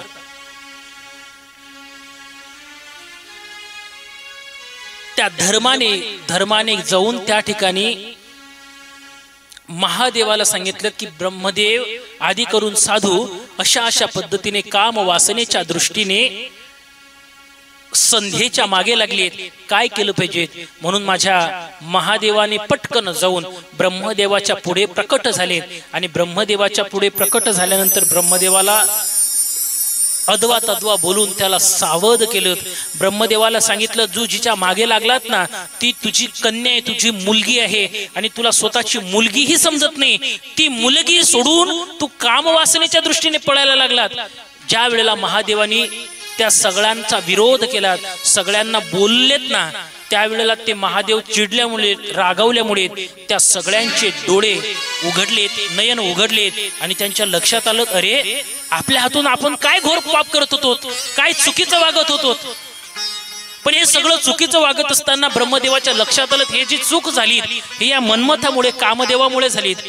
त्यामुळे ब्रह्मदेवाने लगेच कामदेवाला शाप दिला, तू माझा पुत्र असून तुला जे आम्ही वरदान दिलं त्या वरदानाचा परिणाम तू माझ्यावर काढण्याचा प्रयत्न केला, मलाच कामातूर करून टाकलं. म्हटले शाप देतो, महादेवाच्या हातून तू भस्म होशील. आता त्याला सांगितलं असत, पण इकडे ब्रह्मदेव खचित मन झालेलं होतं. ब्रह्मदेवाच्या लक्षात आलं होतं आपण चूक केली आहे आणि महादेवाने आपला अपमान सुद्धा केलेला आहे. आता ज्या वेळेला ब्रह्मदेवाला भगवान परमात्मा बोललेत ना, महादेव बोललेत ना, कोणी एखादा आपली चूक असताना आपल्यावर ज्या वेळेला रागवतेत ना, आपल्या संपूर्ण अंगाला घाम फुटत असतो. ब्रह्मदेवाला सुद्धा संपूर्ण अंगाला घाम फुटला आणि त्या घामाचा दवबिंदू जमीनवर पडल्यानंतर त्याच्यापासून 64,000 अग्निश्वात आणि 86,000 बहिर्षद पितर निर्माण झाले.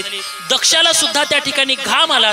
दक्षाच्या सुद्धा घामाचा दवबिंदू त्या ठिकाणी खाली पडला आणि त्या दवापासून खाली पडल्यानंतर त्या बिंदूपासून एक कन्या निर्माण झाली, तिचं नाव रती. आता ते निर्माण झालीत ना, ती रती निर्माण झाल्यानंतर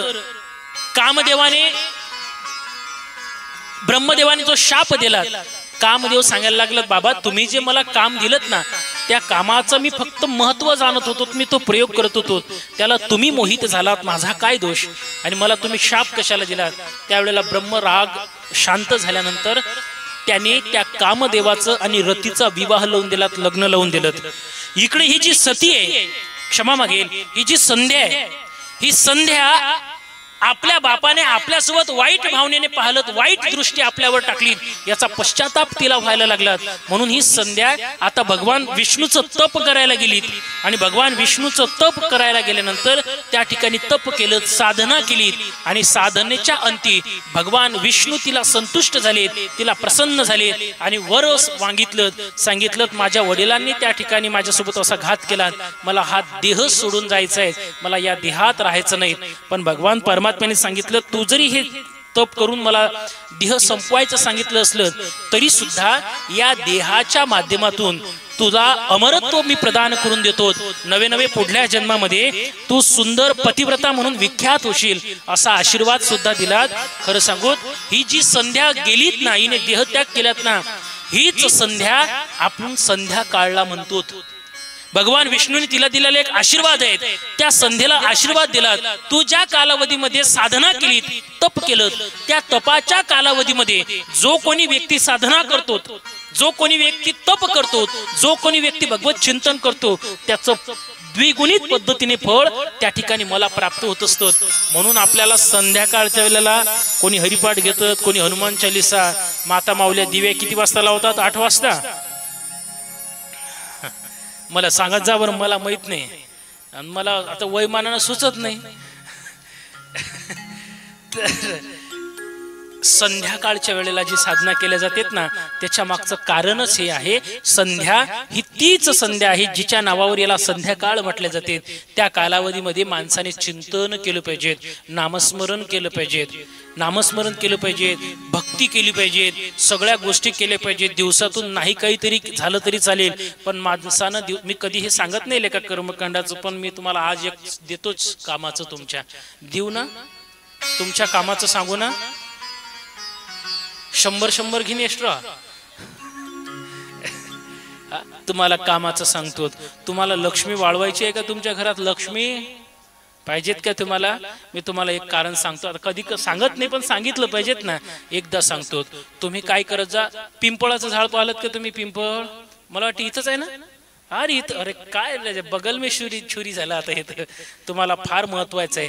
बोलेश्वराच्या दर्शनाला तुम्ही आलात ना, सकाळी या की संध्याकाळी या, सकाळी किंवा संध्याकाळी कोणत्याही वेळेला माझ्या महादेवाच्या दरबारात या. आणि माझ्या महादेवाच्या दरबारात दर्शनाला आल्यानंतर माझ्या महादेवाचं दर्शन झालं. महादेवाचं दर्शन झाल्यानंतर त्या पिंपळाला 7 प्रदक्षिणा मारा. किती? रोज 7 प्रदक्षिणा मारा. 7 प्रदक्षिणा मारल्यानंतर तुमच्या हातावरची लक्ष्मीची धनरेषा वाढल्याशिवाय राहणार नाही. तुम्ही म्हणसान तुमच्याकडे पुरावा काय? मी वारकरी महाराज आहे का? मी अंधश्रद्धेला दुजोरा कधी देत नाही, पण माझ्या नाथ महाराजांचे शब्द आहेत. नाथ महाराजांचे शब्द माझ्यासाठी वेदप्रमाण आहेत.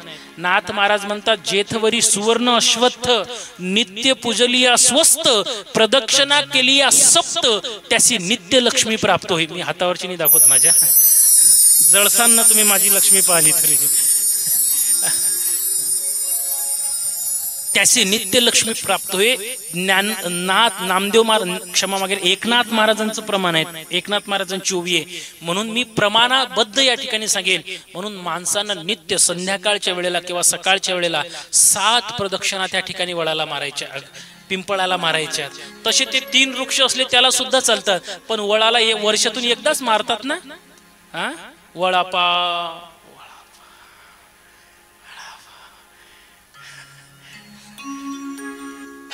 तेही मारलं पाहिजे. पण ते फक्त वरवर नाही चालत. कोणतीच गोष्ट वरवर नाही करायची. आपलं सगळं वरवर चालू आहे. आता विषय नाही माझा, पण आला म्हणून सांगतो. त्या दिवशी आता हे 14 जानेवारी पासून ते रथसप्तमी पर्यंत होतं ना काहीतरी. हा, काय म्हणतात त्याले?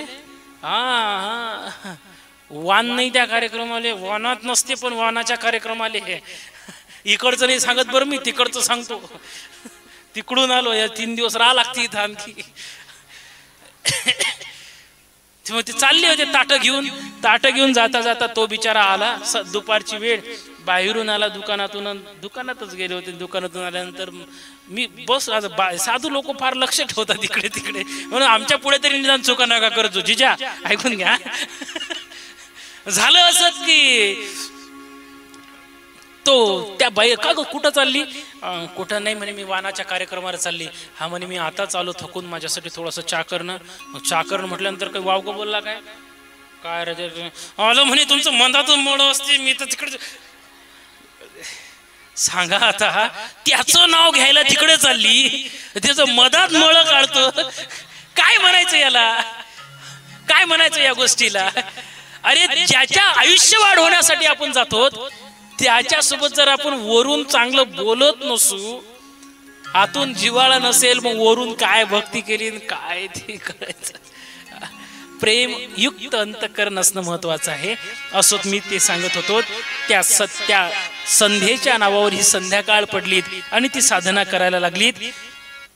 तीच पुढच्या जन्मामध्ये मेधातीची कन्या अरुंधती म्हणून जन्माला आली. आणि भगवान विष्णूच्या सांगण्यावरून तिने वशिष्ठजीच्या सोबत, वशिष्ठ ऋषीच्या सोबत विवाह केला. आणि विवाह केल्यानंतर श्रेष्ठ प्रतिव्रता म्हणून त्या ठिकाणी ती प्रसिद्ध झाली. आणि प्रसिद्ध झाल्यानंतर इकडे मात्र असं झालं, ब्रह्मदेव, दक्ष आदी करून जे ऋषी होते, या सगळ्यांना राग आला. राग आल्याचा परिणाम त्यांनी विचार केला, आपण जी साधना करत होतो, आपण जे काम करत होतो, आपली चूक होती हे मान्य आहे. पण भगवान विष्णू शिवने, महादेवाने आपल्याला सगळ्यांमध्ये अपमानित केलं. कामाच्या मुळे आपण काही स्वतःहून नाही, आपल्याला जर महादेवाने अपमानित केलं असेल, आपण सुद्धा महादेवाच्या अपमानाचा बदला घ्यायचा, त्यांना सुद्धा अपमानित करायचं.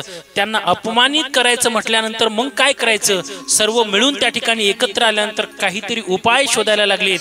मग त्यांनी एक विचार केला, जसं मदनामुळे जसं कामदेवामुळे आपल्याला काम उत्पन्न झाला होतात ना, तसंच आपण सुद्धा महादेवाच्या अंतःकरणामध्ये काम निर्माण करूयात.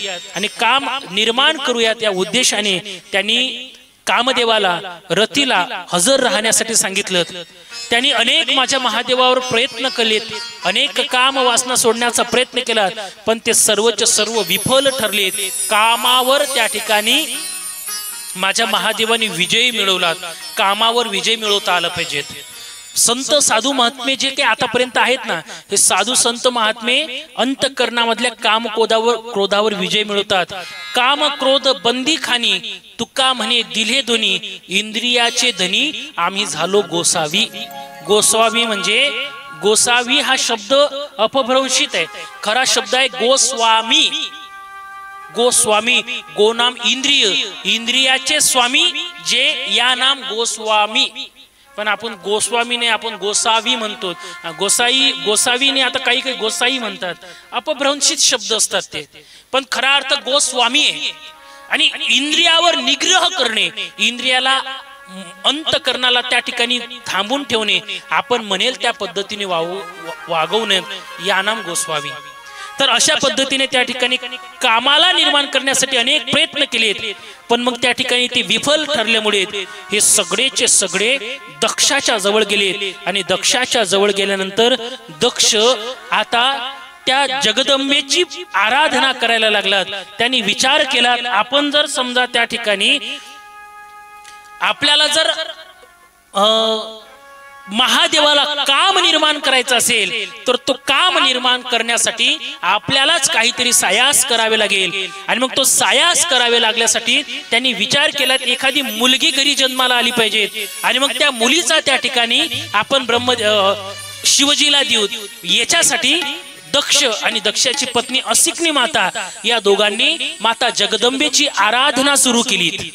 आई भवानी तुझ्या कृपेने तारसी भक्ताला, अगाध महिमा तुझी मावली वारी संकटा. जय हो. आई कृपा करी माझ्यावरी जागवी तोरात सारी. आई कृपा करी माझ्यावरी जागवी तोरात सारी. आज गोंधळाला ये, गोंधळ मांडला भवानी, गोंधळाला ये. गोंधळ हो भवानी, गोंधळाला ये.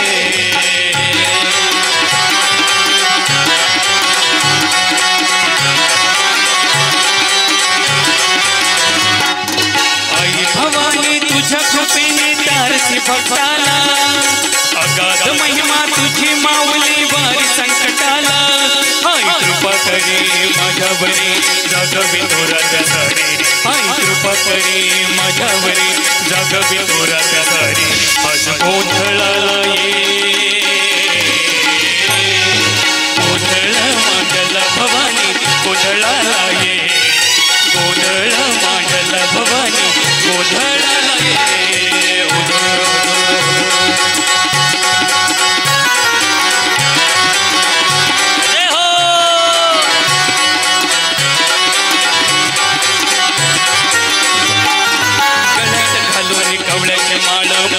बांधली चाळ, हातात परळी तुला ग आवडी वाजवी तो संबळ.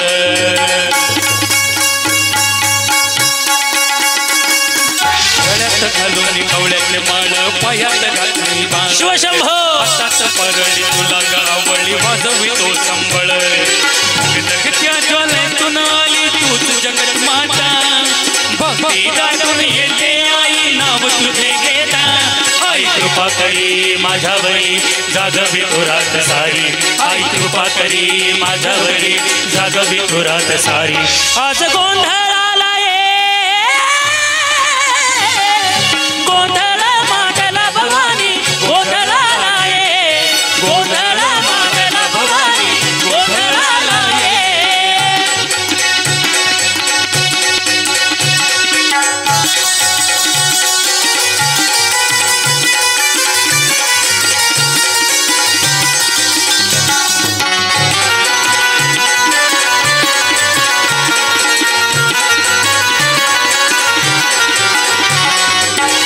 भरिला माणिक मोती मंडप आकाशाचा हात जोडून करुणा भागतो उद्धार करना वाचा अधर्म निर्धाळून धर्म हा आई तुझ रक्षिला महिषासुर मर्दिनी आज हात तेथे मातला आज मावरी संकट भारी धावत येईल लवकरी आज मावरी संकट भारी धावत येईल लवकरी आज गोंधळाला ये गोंधळ मांडला भवानी गोंधळाला ये गोंधळ मांडला भवानी गोंधळाला ये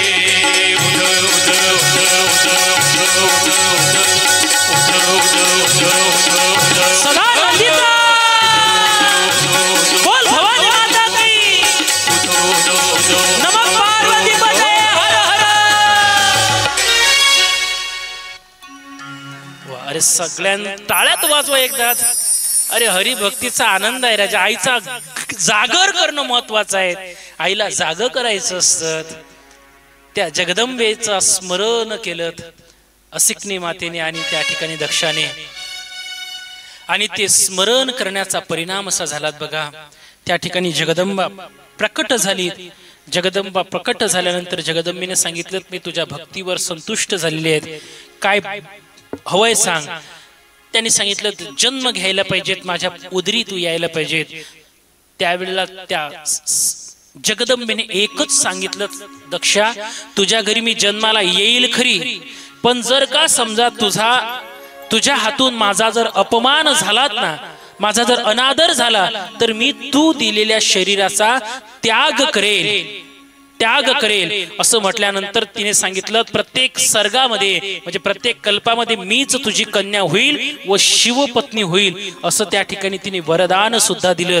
आणि वरदान दिल्यानंतर त्या ठिकाणी दक्षाला ज्या 60 कन्या होत्या त्या 60 कन्या दक्षाने दान दिल्यात आणि दान दिल्यानंतर त्यानंतर दक्ष पत्नी दक्ष या दोघां मिळून त्या ठिकाणी माझ्या जगदंबेची आराधना करण्यात आली आराधनेचा परिणाम असा झाला दक्षाची जी पत्नी असिकनी माता त्या असिकनी मातेला ती गरोदर राहिली आणि गरोदर राहिल्यानंतर त्या ठिकाणी तिच्या उदरी जन्म झाला त्या कन्येचा तिचं नाव त्या ठिकाणी सती ठेवला गेलं बोलिये सती माता की सती मातेचा त्या ठिकाणी जन्म झाला सतीचा जन्म झाल्यानंतर सती हे आपल्या आई बापाच्या मांडीवर बसलेली आहे आणि बापाच्या मांडीवर बसलेली असताना त्या ठिकाणी नारदजी आले नारदजी आल्यानंतर नारदजी आता त्या सतीचं भविष्य सांगायला लागलेत आता भविष्य सांगायचं म्हटल्यानंतर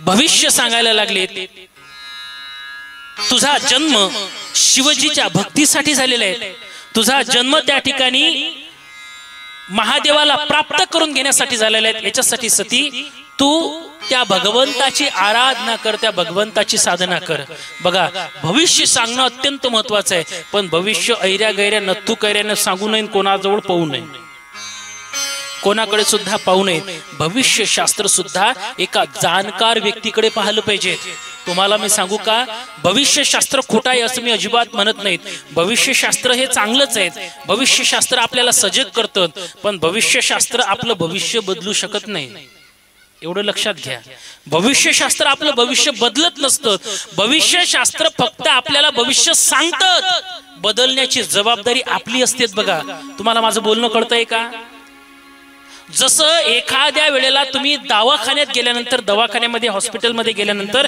डॉक्टर तुमच्या रोगाचं निदान लावतो निदान लावल्यानंतर तुम्हाला तो डॉक्टर सांगतो आपने यह मेडिसिन लेनी चाहिए इसकी वजह से आपके जीवन में यह परिवर्तन होकर आप रोग मुक्त हो सकते हो डॉक्टर आपको बताएगा लेकिन त्याच्यासाठी जी पथ्य आहे ते तो तुम्हाला सांभाळावे लागेल ना ती पथ्य तुम्हाला सांभाळावी लागेल जसं डॉक्टर रोग सांगतो त्याच्यावर पथ्य सांगतो तसं भविष्यशास्त्र फक्त तुमचं भविष्यशास्त्र भविष्य सांगतो तो भविष्य बदलू शकत नाही भविष्य बदलण्याची ताकद आपल्या कर्तृत्वामध्ये म्हणून माणसानं जास्त भविष्याच्या नादी लागू नये आयुष्य भविष्य नाही तुझी हाती आज ज्या महाराजांचा जन्म सोहळा आहेत ना आज माझे गुरुवर्य वेदशास्त्र संपन्न ज्यांच्या तालमीमध्ये आम्ही बनलोत असे वेदशास्त्र संपन्न वासुदेवजी महाराज अडगावकर अकोटला श्रद्धासागर पाहिलेत का तुम्ही? एखाद्या वेळेला गेले असाल तर खूप मोठे महात्मे होऊन गेलेत.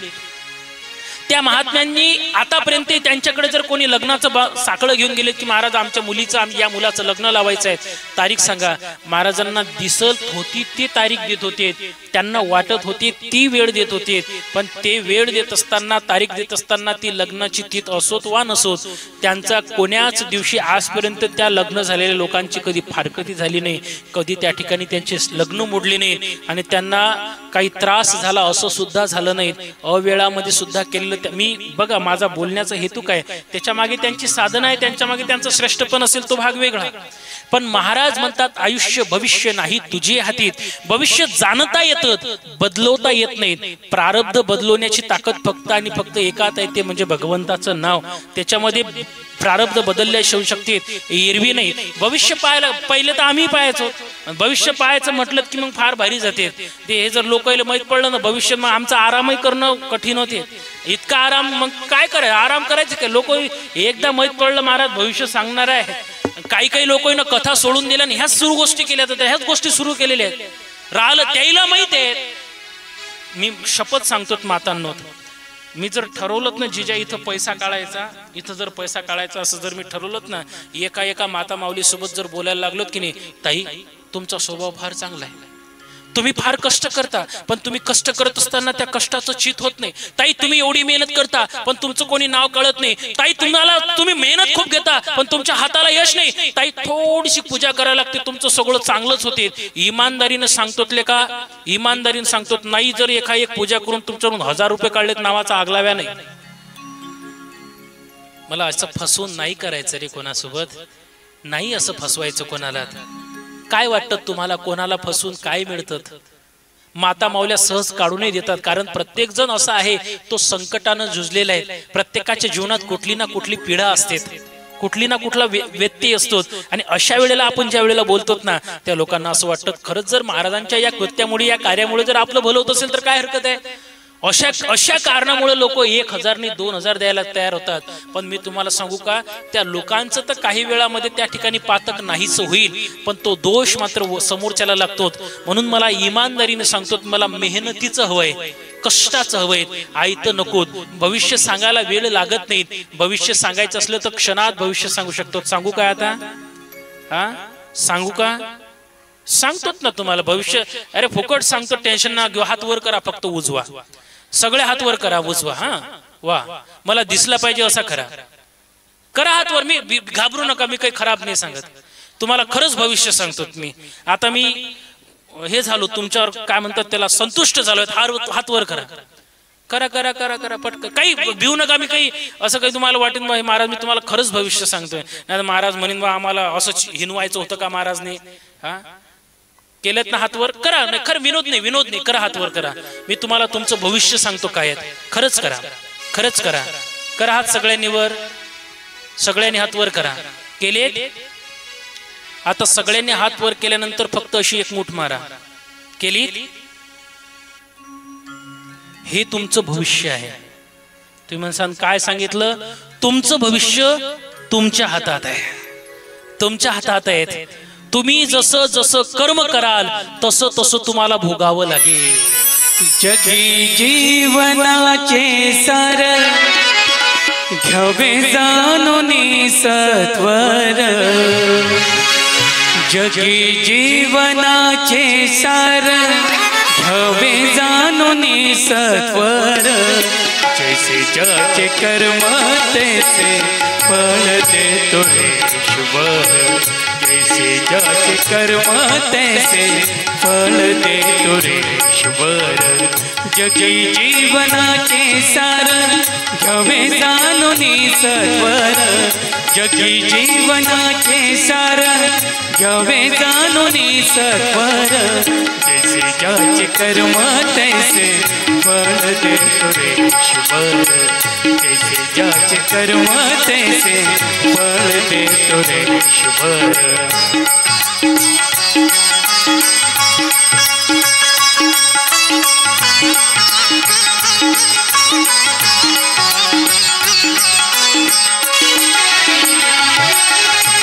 क्षणिक सुखासाठी आपल्या कोणी होती नीती भ्रष्ट, कोणी त्यागी जीवन आपले, दुखे ज्याची करण्या नष्ट, देह करी जे जे काही, देह करी जे जे काही, आत्मा भोगितो नंतर, जैसे जाच कर्मा तैसे फळ देतो रे ईश्वर, जैसे जाच कर्मा तैसे फळ देतो रे ईश्वर. जगी जीवनाचे सार, घ्यावे जाणून सत्वर, जैसे जाचे कर्म तैसे फळ देतो रे ईश्वर.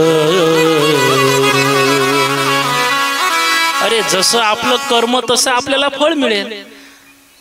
म्हणून जीवनात असं वाटत ना आपलं चांगलं व्हावं, मग चांगलं होण्यासाठी चांगलं जगलं पाहिजेत ना, चांगलं वागलं पाहिजे. चांगलं वागलं का चांगलंच होतं, चांगले सुखाचे दिवस सुद्धा येतात. मग आयुष्य भविष्य पाहण्याची वेळही आपल्या जीवनात येत नाहीत. भविष्य जाणकाराकडे पाहावं, जाणकाराकडून त्याच्या संबंधीची आलेख घ्यावा, पण कधीच त्या भविष्याच्या भरोशावर आपलं भविष्य बदलवण्याचा प्रयत्न करू नका. भविष्य तुमचं बदलून जाईल, भविष्य थांबून जाईल, संपून जाईल, अशी वेळ आपल्या जीवनात येऊ नये. माणसाने सावध झालं पाहिजे. सतीचं भविष्य सांगितलं आणि सतीचं भविष्य सांगितल्यानंतर त्या ठिकाणी तिने माझ्या शिवजीची मनोमन त्या ठिकाणी आराधना सुरू केली, साधना सुरू केली, तपश्चर्या सुरू केली. आणि तपश्चर्या सुरू केल्याचा परिणाम असा झाला, माझ्या शिवजीकडून तिचा सगळ्या देवतांनी होकार दिला. आणि होकार दिल्यानंतर सर्व साक्षीने माझ्या महादेवाने माता सती सोबत विवाह केला. आणि विवाह केल्यानंतर ते कैलासावर राहायला गेले. त्यांनी माता सती सोबत त्या ठिकाणी प्रस्थान केला, तिकडे विहार केले, सर्वत्र प्रसार केला, प्रवास केला. ज्ञानदानाचा त्या ठिकाणी चर्चा झाली, अनेक त्या ठिकाणी आराधना शब्द चालू होते. असे दिवस जगत असताना एक दिवस काय झालं, माता सतीच्या जवळ नारदजी गेलेत. आणि नारदांनी त्या ठिकाणी माता सतीला सांगितलं, आईसाहेब तुम्ही बघितलं असेल, म्हटले रोज शिवजी ध्यानात राहतात, तुम्ही कधीतरी विचार केलात का? म्हटले काय काय विचार करावा लागतो? म्हटले हो तुम्ही एक विचार करायला पाहिजे होतात. शिवजी ध्यानात राहतात, एवढी सुंदर पत्नी तुम्ही त्यांच्या समोर आहे, एवढी सुंदर पत्नी त्यांच्या समोर असताना सुद्धा शिवजी नेमकं ध्यान कोणाचं करतात कधी विचारलं? दिलं ना सती मातेच्या डोक्यात भूत घालून.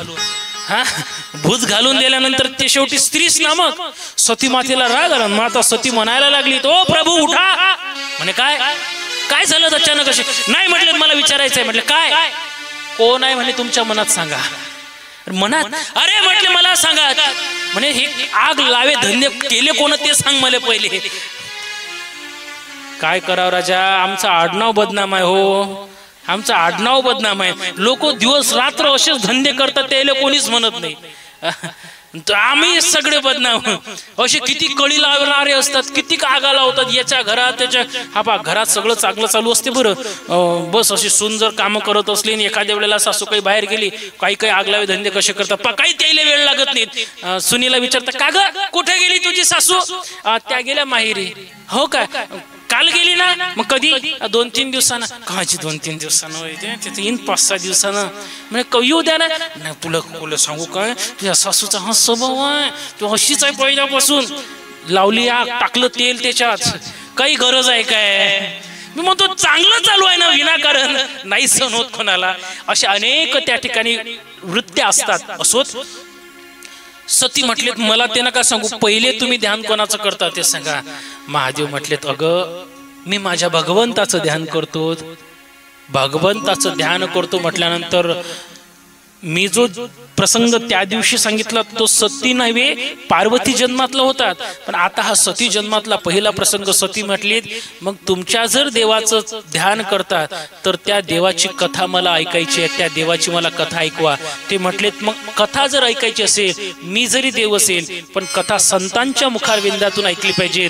म्हणून त्या ठिकाणी सती आणि शिवजी त्या त्रेतायुगामध्ये त्या प्रभूची आराधना, त्या प्रभूची ज्याची भक्ती करतात त्याचं गुणगान ऐकण्यासाठी जायला लागलेत. बघा, एक बार त्रेता जुग माही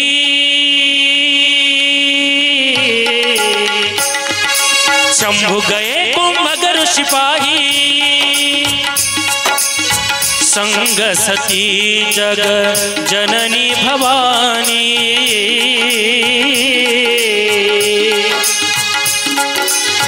पूजे ऋषि अखिलेश्वर जानी. राम सिया राम सिया राम जय जय राम, राम सिया राम जय जय राम. एक बार त्रेता जुग माही शंभु गए कुंभगर सिपाही संग सती जग जननी भवानी पूजे ऋषि अखिलेश्वर जानी. श्री राम जय जय राम, श्री राम जय जय राम. श्री राम जय जय राम, श्री राम जय राम.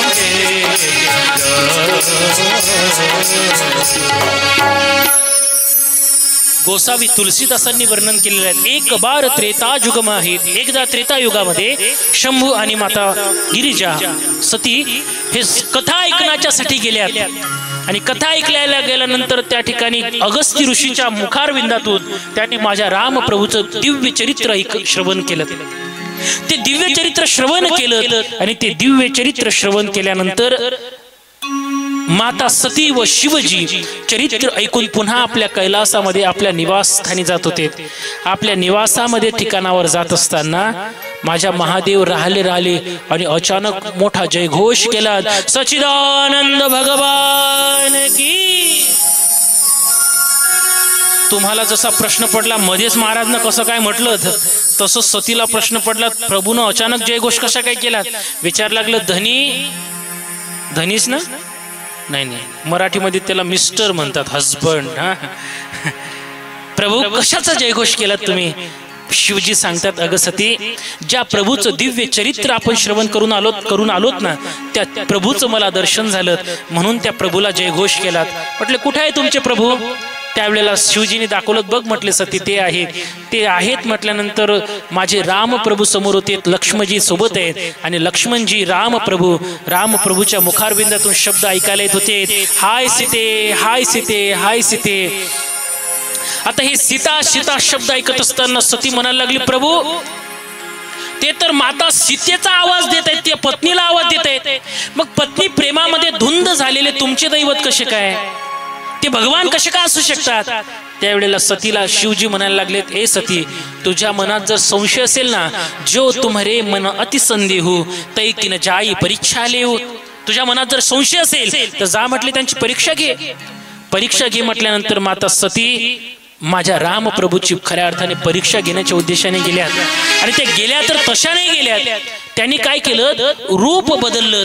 आपण असलेले त्या ठिकाणी माता सती जे उपस्थित आहेत ना, माता सतीने माता सीतेचं रूप धारण केलं आणि सीतेचं रूप धारण करून त्या ठिकाणी ते आवाज द्यायला लागले, प्रभू मी आले.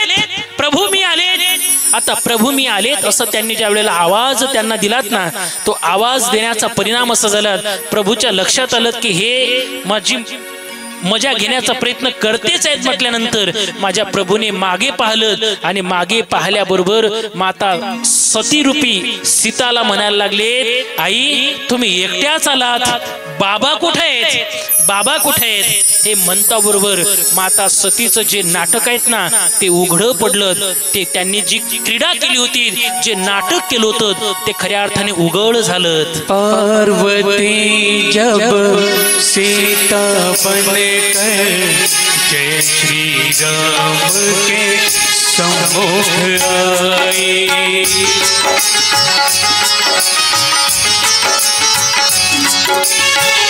पार्वती जब सीता बनकर जय श्री राम के सम्मुख आई, राम ने उनको माता कहकर शिव शंकर की महिमा गाई। शिव भक्ति में सब कुछ सूझा, शिव से बड़ा नहीं कोई दूजा। बोलो सत्यम शिवम, बोलो तो सुंदरम, मन मेरे शिव की महिमा के गुने गाए जा। मन मेरा मंदिर, शिव मेरी पूजा, शिव से बड़ा नहीं कोई दूजा।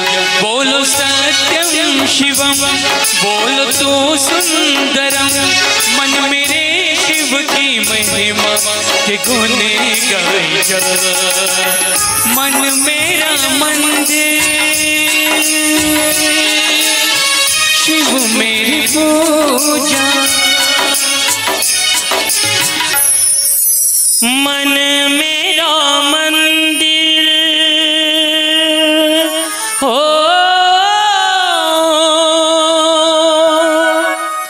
शिव मेरी पूजा, शिव से बड़ा नहीं कोई दूजा। माझ्या शिवजीने जसा त्या ठिकाणी तिचं ते नाटक, माझ्या रामप्रभूने तिचं नाटक ओळखलं आणि नाटक ओळखल्याबरोबर आता मात्र माता सती सीता रूप धारण जे केलेलं आहेत ना, त्या माता सती शिवजीच्या जवळ आल्यात आणि शिवजीच्या जवळ आल्यानंतर शिवजी तिला म्हणायला लागलेत, का ग सती घेतली परीक्षा? त्यावेळेला माता सती आपल्या पती देवासोबत खोटं बोलते, प्रभू कछुन परीक्षा लिन्ही गोसाई, करेहू प्रणाम तुम्हारे ही नाही। मी काही परीक्षा नाही घेतली म्हटले, मी तर तुमच्यासारखं नमस्कार करायला गेली होती। माझ्या शिवजी सोबत माता सती खोटं बोलल्यात। माझ्या शिवजीला वाईट वाटलं। माझे शिवजी कैलासात गेल्यानंतर माता सतीचं जे त्यांच्या शेजारचं आसन आहेत ना, ते आसन काढलं आणि पुढे टाकलं। पुढे टाकल्याचा परिणाम असा झाला बघा, माता सती चिंता करते, का माझ्या पतीनं आसन काढलं असेल? त्याचं कारण आहे, काही पुरोगामित्वाने बोकाळलेले लोक म्हणू शकतात हे तुमच्या महादेवाचं बरोबर नाहीत। काही लोकांनी उचलून धरलो होतं मागे, तुमच्या महादेवाने सुद्धा स्त्रियांचा अपमान केला, दुजाभाव केला। तो कसा? तर म्हटले सतीचं आसन पुढे टाकलं, तुमच्या महादेवानं स्त्री धर्माचा। अरे काय माहितीये तुम्हाला महादेवाने काय केलं ते? त्या हळकुंडाने पिवळे झालेले लोक का असे बोलतात मला समजत नाहीत। आणि या संप्रदायामध्ये धर्मामध्येच का तोंड घालावं हा सुद्धा एक स्वतंत्र विचार करण्यासारखा प्रश्न आहे। अरे माझ्या महादेवाने माता सतीचं आसन पुढे टाकलं मला मान्य आहे, पण का टाकलं याची मीमांसा करणं अत्यंत महत्वाचं आहे। माझ्या महादेवानं आसन पुढे टाकलं मान्य आहे, पहिलं कारण ऐकून घ्या। पहिलं कारण आहे, महादेवाच्या सोबत माता सती खोटं बोलल्या। पती देव आहेत, पती जर देव असेल तर पती सोबत खोटं बोलू नये हे आपलं धर्मशास्त्र सांगतं। धर्मशास्त्राचे अनेक आधार आहेत। पतीची या मता अनुसरून पतिव्रता अनायासे हात मिळता मिटेची का? तुका म्हणे पतिव्रता तिची देवा अनेक प्रमाण आहेत। तुम्हाला एक वेगळ्या अंगाने सांगेल, पती परमेश्वराचं रूप असतात ना। एका ठिकाणी म्हटलंय ना, भला हो बुरा हो चाहे कैसा भी हो, मेरा पती मेरी देवता हो। कोणाचा आहे अभंग? अरे पिक्चरचं गाणं आहे, पण चांगलं सांगितलंय की नाही? पती जर देव आहेत, मग त्या पतीच्या सोबत आपण कसं वागलं पाहिजे? खोटं बोलले हे पहिलं कारण। आणि दुसरं सगळ्यात महत्वाचं कारण ऐकून घ्या, माझ्या महादेवाने माता सतीचं आसन पुढे टाकलं, पण त्याच्या मागचं कारण आहे, माता सती रामप्रभूच्या जवळ ज्या गेल्यात ना, त्या मूळ रूपामध्ये गेल्यात काय? मूळ रूपामध्ये नाही गेल्यात, त्यांनी माता सीतेचं रूप धारण केलं. आणि माता सीतेचं रूप धारण केलं ना, मग रामप्रभू जर माझ्या महादेवाचा आराध्य दैवत आहेत, पिता मानत असतील, मग माता सीता कोण आहेत? माता झाल्यात. मग माता सीता जर माता आहेत तर त्या ठिकाणी आईसाहेब सीतेचं काही वेळ का असेत ना, पण सतीने सीता रूप धारण केलं. म्हणून आता सती माझी सती पत्नी नाही, आईचं रूप धारण केलं. आणि आई कधी पत्नी नसते. म्हणून माझ्या महादेवानं आसन पुढे टाकलं. ते आसन त्या ठिकाणी पुढे टाकलं. बराचसा काळ माझे महादेव समाधीमध्ये राहत आहेत. पण बराचसा काळ समाधीमध्ये राहत असताना काय झालं, काही दिवसानंतर त्या ठिकाणी आकाश मार्गाने त्या कैलासाच्या जवळून महादेव जिथं आराधना करतायत तिथून काही विमानं जात होते.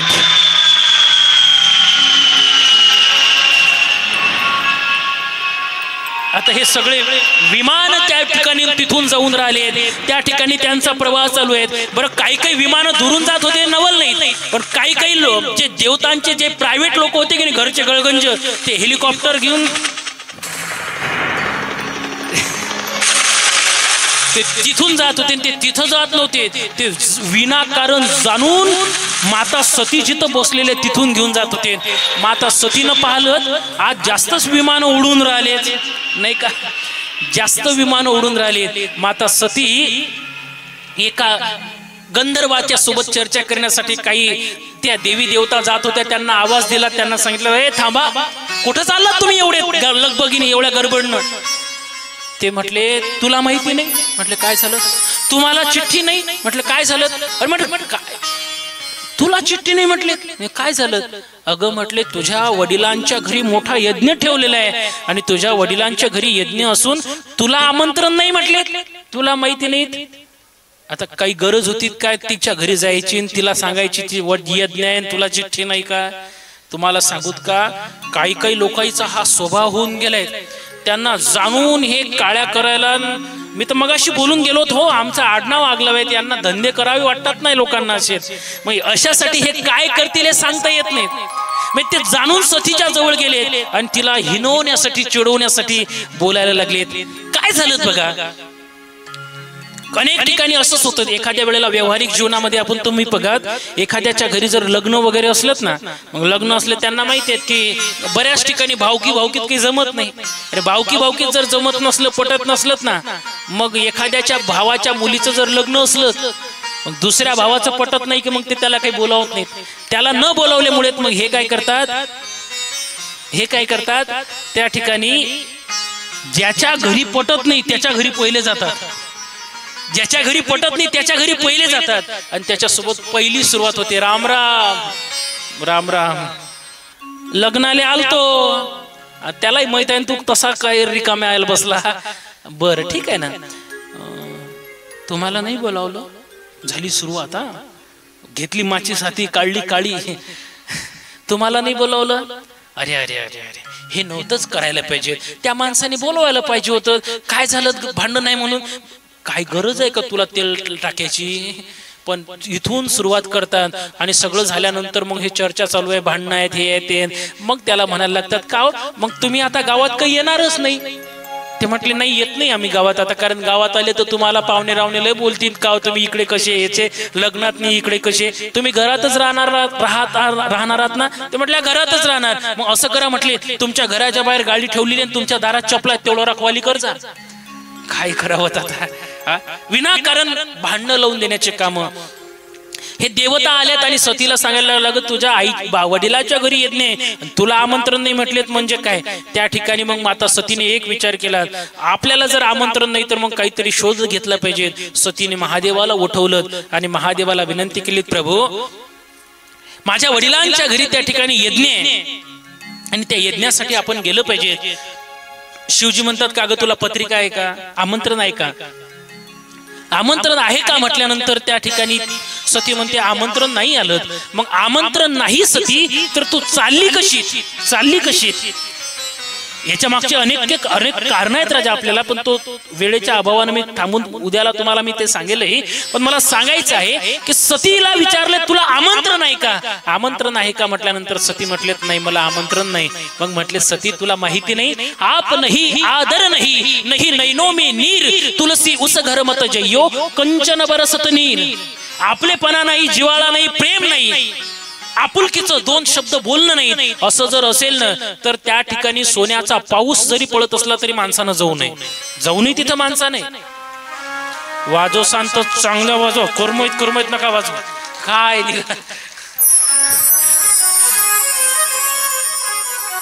आपलेपणा असणं अत्यंत महत्वाचं आहे, जिवाळा असणं अत्यंत महत्वाचं आहे. सध्या शिक नका वाटू काय आहेत हा, नंतर वाट जा, ठेवा सध्याच ते काय वा कथेवालीची ऐकणाऱ्याची सोय आहे. वा काय का इथला तर कार्यकर्ता म्हणून जरी आलं तरी आपलं पोट भरीन लेखो. काय इकडे तिकडे या गावातून त्या गावात फिरता. असोच थोडा वेळ थांबा, थोडा वेळ वाटू नका. बघ होत आली कथा, थोडस थांबा, याचा पूर्ण विक्षेप होऊन जाईल. एक 5 मिनिट थांबा फक्त. त्या ठिकाणी सतीला सांगितलं आणि सतीला सांगितल्यानंतर सती तरी सुद्धा त्यांना काही ज्ञानाच्या गोष्टी सांगायला लागलीत आणि सांगितलं प्रभू आपलेपणा नाही हे मान्य आहे, पण काही काही ठिकाण असे असतात का त्या ठिकाणी बापाच्या घरी मुलीनं न बोलावता गेलं पाहिजे. गुरुने शिष्याकडे, त्यानंतर बहिणीने भावाकडे, असे अनेक मुद्दे आहेत. आणि गुरुने शिष्याने गुरुकडे आणि दासाने देवाकडे न बोलावता गेलं तर चालते म्हटले. मग असं जर असेल तर या ठिकाणाहून आम्हाला सुद्धा माझ्या वडिलांच्या घरी जायचं आहे ना, मग त्या वडिलांच्या घरी जाण्यासाठी मला का तुम्ही विरोध करतायत असं म्हटल्यानंतर महादेव तिला सांगायला लागले सती तू जाय खरी, पण एक लक्षात घे, तू जर तिथं गेलीस ना तुझं कल्याण होणार नाही. तहा गये कल्याण न होई, तिला सांगितलं. पण तरी सुद्धा सती म्हटले वडिलांच्या घरी गेल्यानंतर काय अहित होईल या उद्देशाने सती आपल्या बापाच्या घरी जायला लागली.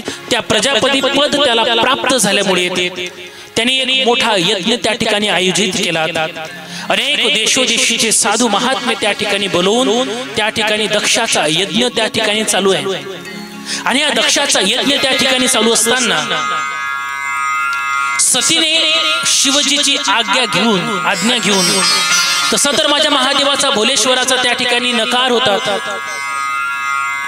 पण तो सगळा नकार असताना सुद्धा माझ्या महादेवाच्या आज्ञे व्यतिरिक्त तरी सुद्धा सती माता आपल्या बापाच्या यज्ञामध्ये जायला लागली, त्या यज्ञ सोहळ्याकडे जायला लागलीत.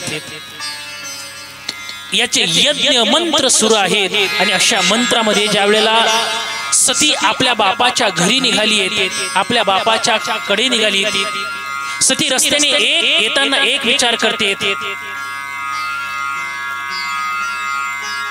आपण आपल्या बापाच्या घरी चाललो होतो.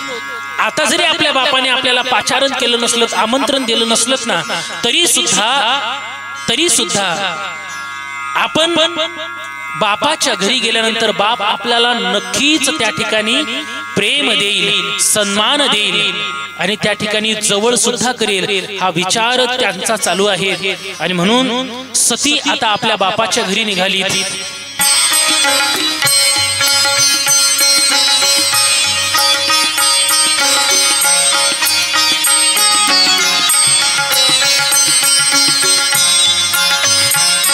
इकडे सती आपल्या बापाच्या घरी येत असतानाच दक्षाने सर्व मुलींना, पत्नींना सांगून दिलं होतं, हे पत्नींनो, मुलींनो ऐकून घ्या, सती आपल्या घरी येईल, त्या सती सोबत कोणीही बोलायचं नाही, कोणीही भाष्य करायचं नाही. हे ज्या वेळेला त्यांना सांगितलं ना, झालं असं दक्षाचं सांगणं झालं, दक्षाने ताकीद केलं. आणि तिकडे मात्र सती येताना दिसल्याबरोबर या सगळ्या बहिणींना, असिकनी मातेला प्रश्न पडला, नेमकं काय करायचं. म्हणून असिकनी माता आता दक्षाच्या जवळून उठून सतीच्या जवळ बोलायला गेली, सतीच्या जवळ भाष्य करायला गेली. ती असिकनी माता उठा, एक आई उठा, जवळ गेल्यानंतर तिला बोलायला लागली, ए सती इथं कशी आली, इथं कशी आली. सांगितलं आई, अगं मी माझ्या बापाच्या घरी आली आणि मला काय बोलवायचा विचार करते. अगं सती, हे सगळं सत्य आहे बघ, पण तू इथं यायला नको होतं. आई मी माझ्या घरी काय येऊ नये? सांगितलं अगं तुझे वडील तुझ्यावर आणि तुझ्या पतीवर रुष्ट झालेले आहेत, नाराज झालेले आहेत, याच्यासाठी तू तुझ्या वडिलांच्या घरी यायला नको पाहिजे होतं. ज्या वेळेला ही सती विचार करते माझ्याच माहेरात येऊन मला हे नकार देऊन राहिले, सतीने विचार केला असं मी काय पाप केलं असावं की मला माझा विरोध करून राहिले. सतीची बहीण उठली आणि सतीची बहीण उठल्यानंतर सतीच्या जवळ गेली आणि सतीला म्हणायला लागलेत का ग सती, तुझ्या पतीने काही कपडे वगैरे विकत घेतलेत की नाही? का ते व्याघ्रांवरच घालतात? काही बंगला वगैरे बांधलात की नाही? का आजही स्मशानात राहतात? सतीची निंदा करायला लागलेत, सतीवर हसायला लागलेत. सती विचार करते माझी सख्खी बहीण आहे आणि माझी बहीण असून आज माझी निंदा करते का? सतीच्या मनामध्ये विचारायला आले असावे. सतीच्या लक्षात आलं हे जे सगळं काही केलं ना हे मग माझ्या बापामुळे झालंय, माझ्या बापामुळे झालंय. म्हणून सतीला राग थोडा अनावर झाला. आपल्या बापाच्या जवळ त्या ठिकाणी जायला लागली. कुठे आहे बाबा? म्हणून आपल्या बापाच्या जवळ सती जायला लागली आणि सती बापाच्या जवळ गेल्यानंतर बापाला सांगायला लागली ए बाबा दक्षा, अरे मी तुझी मुलगी आहे आणि माझी तुझी मुलगी असून सुद्धा तू माझा अपमान करतोय. दक्षाने सांगितलं तुला इथं कोणी बोलावलं होतं, कशासाठी आली? त्यावेळेला सांगितले ए दक्षा, मी तर खरी तुझी कन्या म्हणून तुझ्या दारी आली होती. म्हणतात बापाच्या घरी न बोलावता गेलं पाहिजे, पण मला वाटतं दक्षा तू पत्नी मुलगी धर्म कन्या धर्म विसरून गेलाय. दक्षा मी तुझी मुलगी असून सुद्धा तू मला तिरस्काराच्या दृष्टीने पाहतो. दक्षा शब्दाला आठव, ज्या वेळेला मी जगदंबा स्वरूपाने आली होती त्यावेळेला तुला सांगितलं होतं तू जर माझा अनादर केला, माझा अपमान केला तर हे तुझं शरीर मी ठेवणार नाही. दक्षा आज तू माझा नाही माझ्या शिवजीचा माझ्या पतीचा सुद्धा अनादर केला, त्यांचा अपमान केला, त्यामुळे तू दिलेले हे शरीर मला नकोय. मला नकोय म्हटल्याबरोबर त्या ठिकाणी माता सतीने त्या यज्ञाकडे पाहिलं आणि सांगितलं हाच यज्ञ तू केलास ना, हाच यज्ञ तू केलाय ना, या यज्ञाच्या मुळे तू मला माझ्या पतीचा आणि माझा अनादर केलात ना. दक्षा तू दिलेलं हे शरीर मी या ठिकाणी संपवून टाकते असं म्हटलं. त्या यज्ञ नारायणाकडे पाहिलं आणि माता सतीने त्या यज्ञाची क्षमा मागून यज्ञात उडी घेतली आणि स्वतःचा प्राण त्या ठिकाणी संपवून टाकला.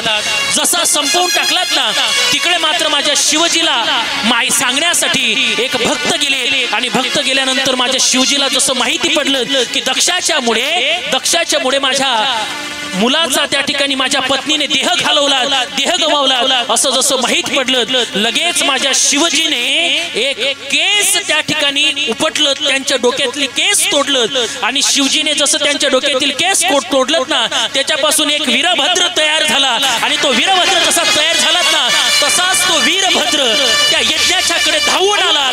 यज्ञाच्याकडे धावून आल्यानंतर आता संपूर्ण यज्ञाला तो विध्वंस करतो की काय, संपूर्ण यज्ञाचा त्या ठिकाणी नाश करतो की काय असं त्या ठिकाणी व्हायला लागलं. दक्षाने जसं पाहिलं वीरभद्र आलाय, दक्षाने सुद्धा शस्त्र घेतलं आणि त्या वीरभद्रासोबत त्या ठिकाणी युद्ध सुरू केलं. त्या दोघांचं महाभयंकर त्या ठिकाणी युद्ध सुरू आहे. दोघं एकमेकावर वार करतायत. त्या दोघांचा भयंकर वार चालू आहे आणि अशा दोघांचा महाभयंकर वार चालू आहे. या दोघांच्या महाभयंकर वारामध्ये कोण हरतं, सृष्टीचा नाश होतो की काय असं समजत नव्हतं. ह्या सगळ्या वादामध्ये वीरभद्र आता फार चिडलेले आहेत आणि वीरभद्र चिडत असल्यामुळे वीरभद्र आता राहिले. वीरभद्राने तलवार घेतली, जशी तलवार घेतली आणि दक्षाच्या तोंडावर मानेवार वार केला तसा दक्ष मुंड तुटून पडलं, दक्ष गतप्राण झाला. वीरभद्र त्या ठिकाणी रुष्ट झाले. वीरभद्र त्या ठिकाणी गेले आणि त्या वीरभद्राने सती त्या ठिकाणी जी आहेत त्या सतीचं कलेवर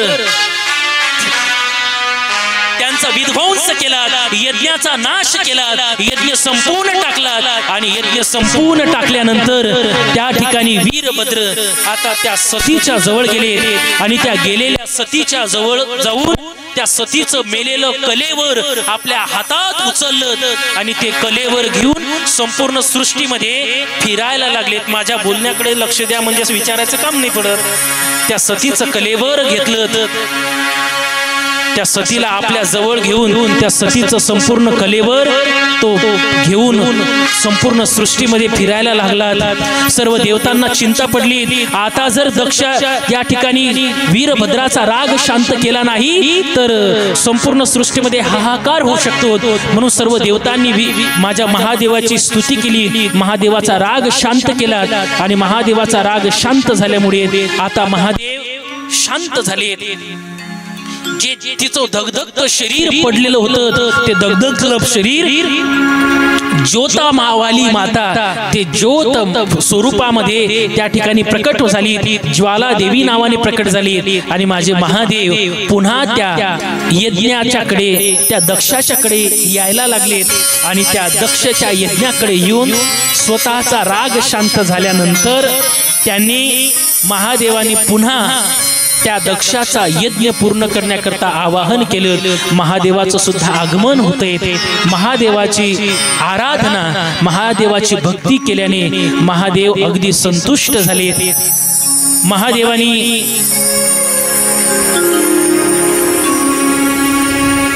महादेवाने दक्षाच्या जवळ जाऊन त्या दक्षाला पुन्हा एक बोकळ रूप देऊन त्याला पुन्हा जिवंत केलं आणि त्याला जिवंत केल्यानंतर दक्ष उठून उभा राहिला आणि उठून उभा राहिल्यानंतर महादेवाच्या साक्षीने महादेवाला पुन्हा त्याने आमंत्रण दिलं, सांगितलं जावई बापू माझी चूक झाली होती, आता तुम्ही पुन्हा भगवंत स्वरूपाने माझ्या यज्ञामध्ये सामील व्हा असं सांगितलं आणि महादेवाच्या साक्षीने दक्षाने पुन्हा तो यज्ञ त्या ठिकाणी संपन्न केला. ही माझ्या महादेवाची लीला आहे.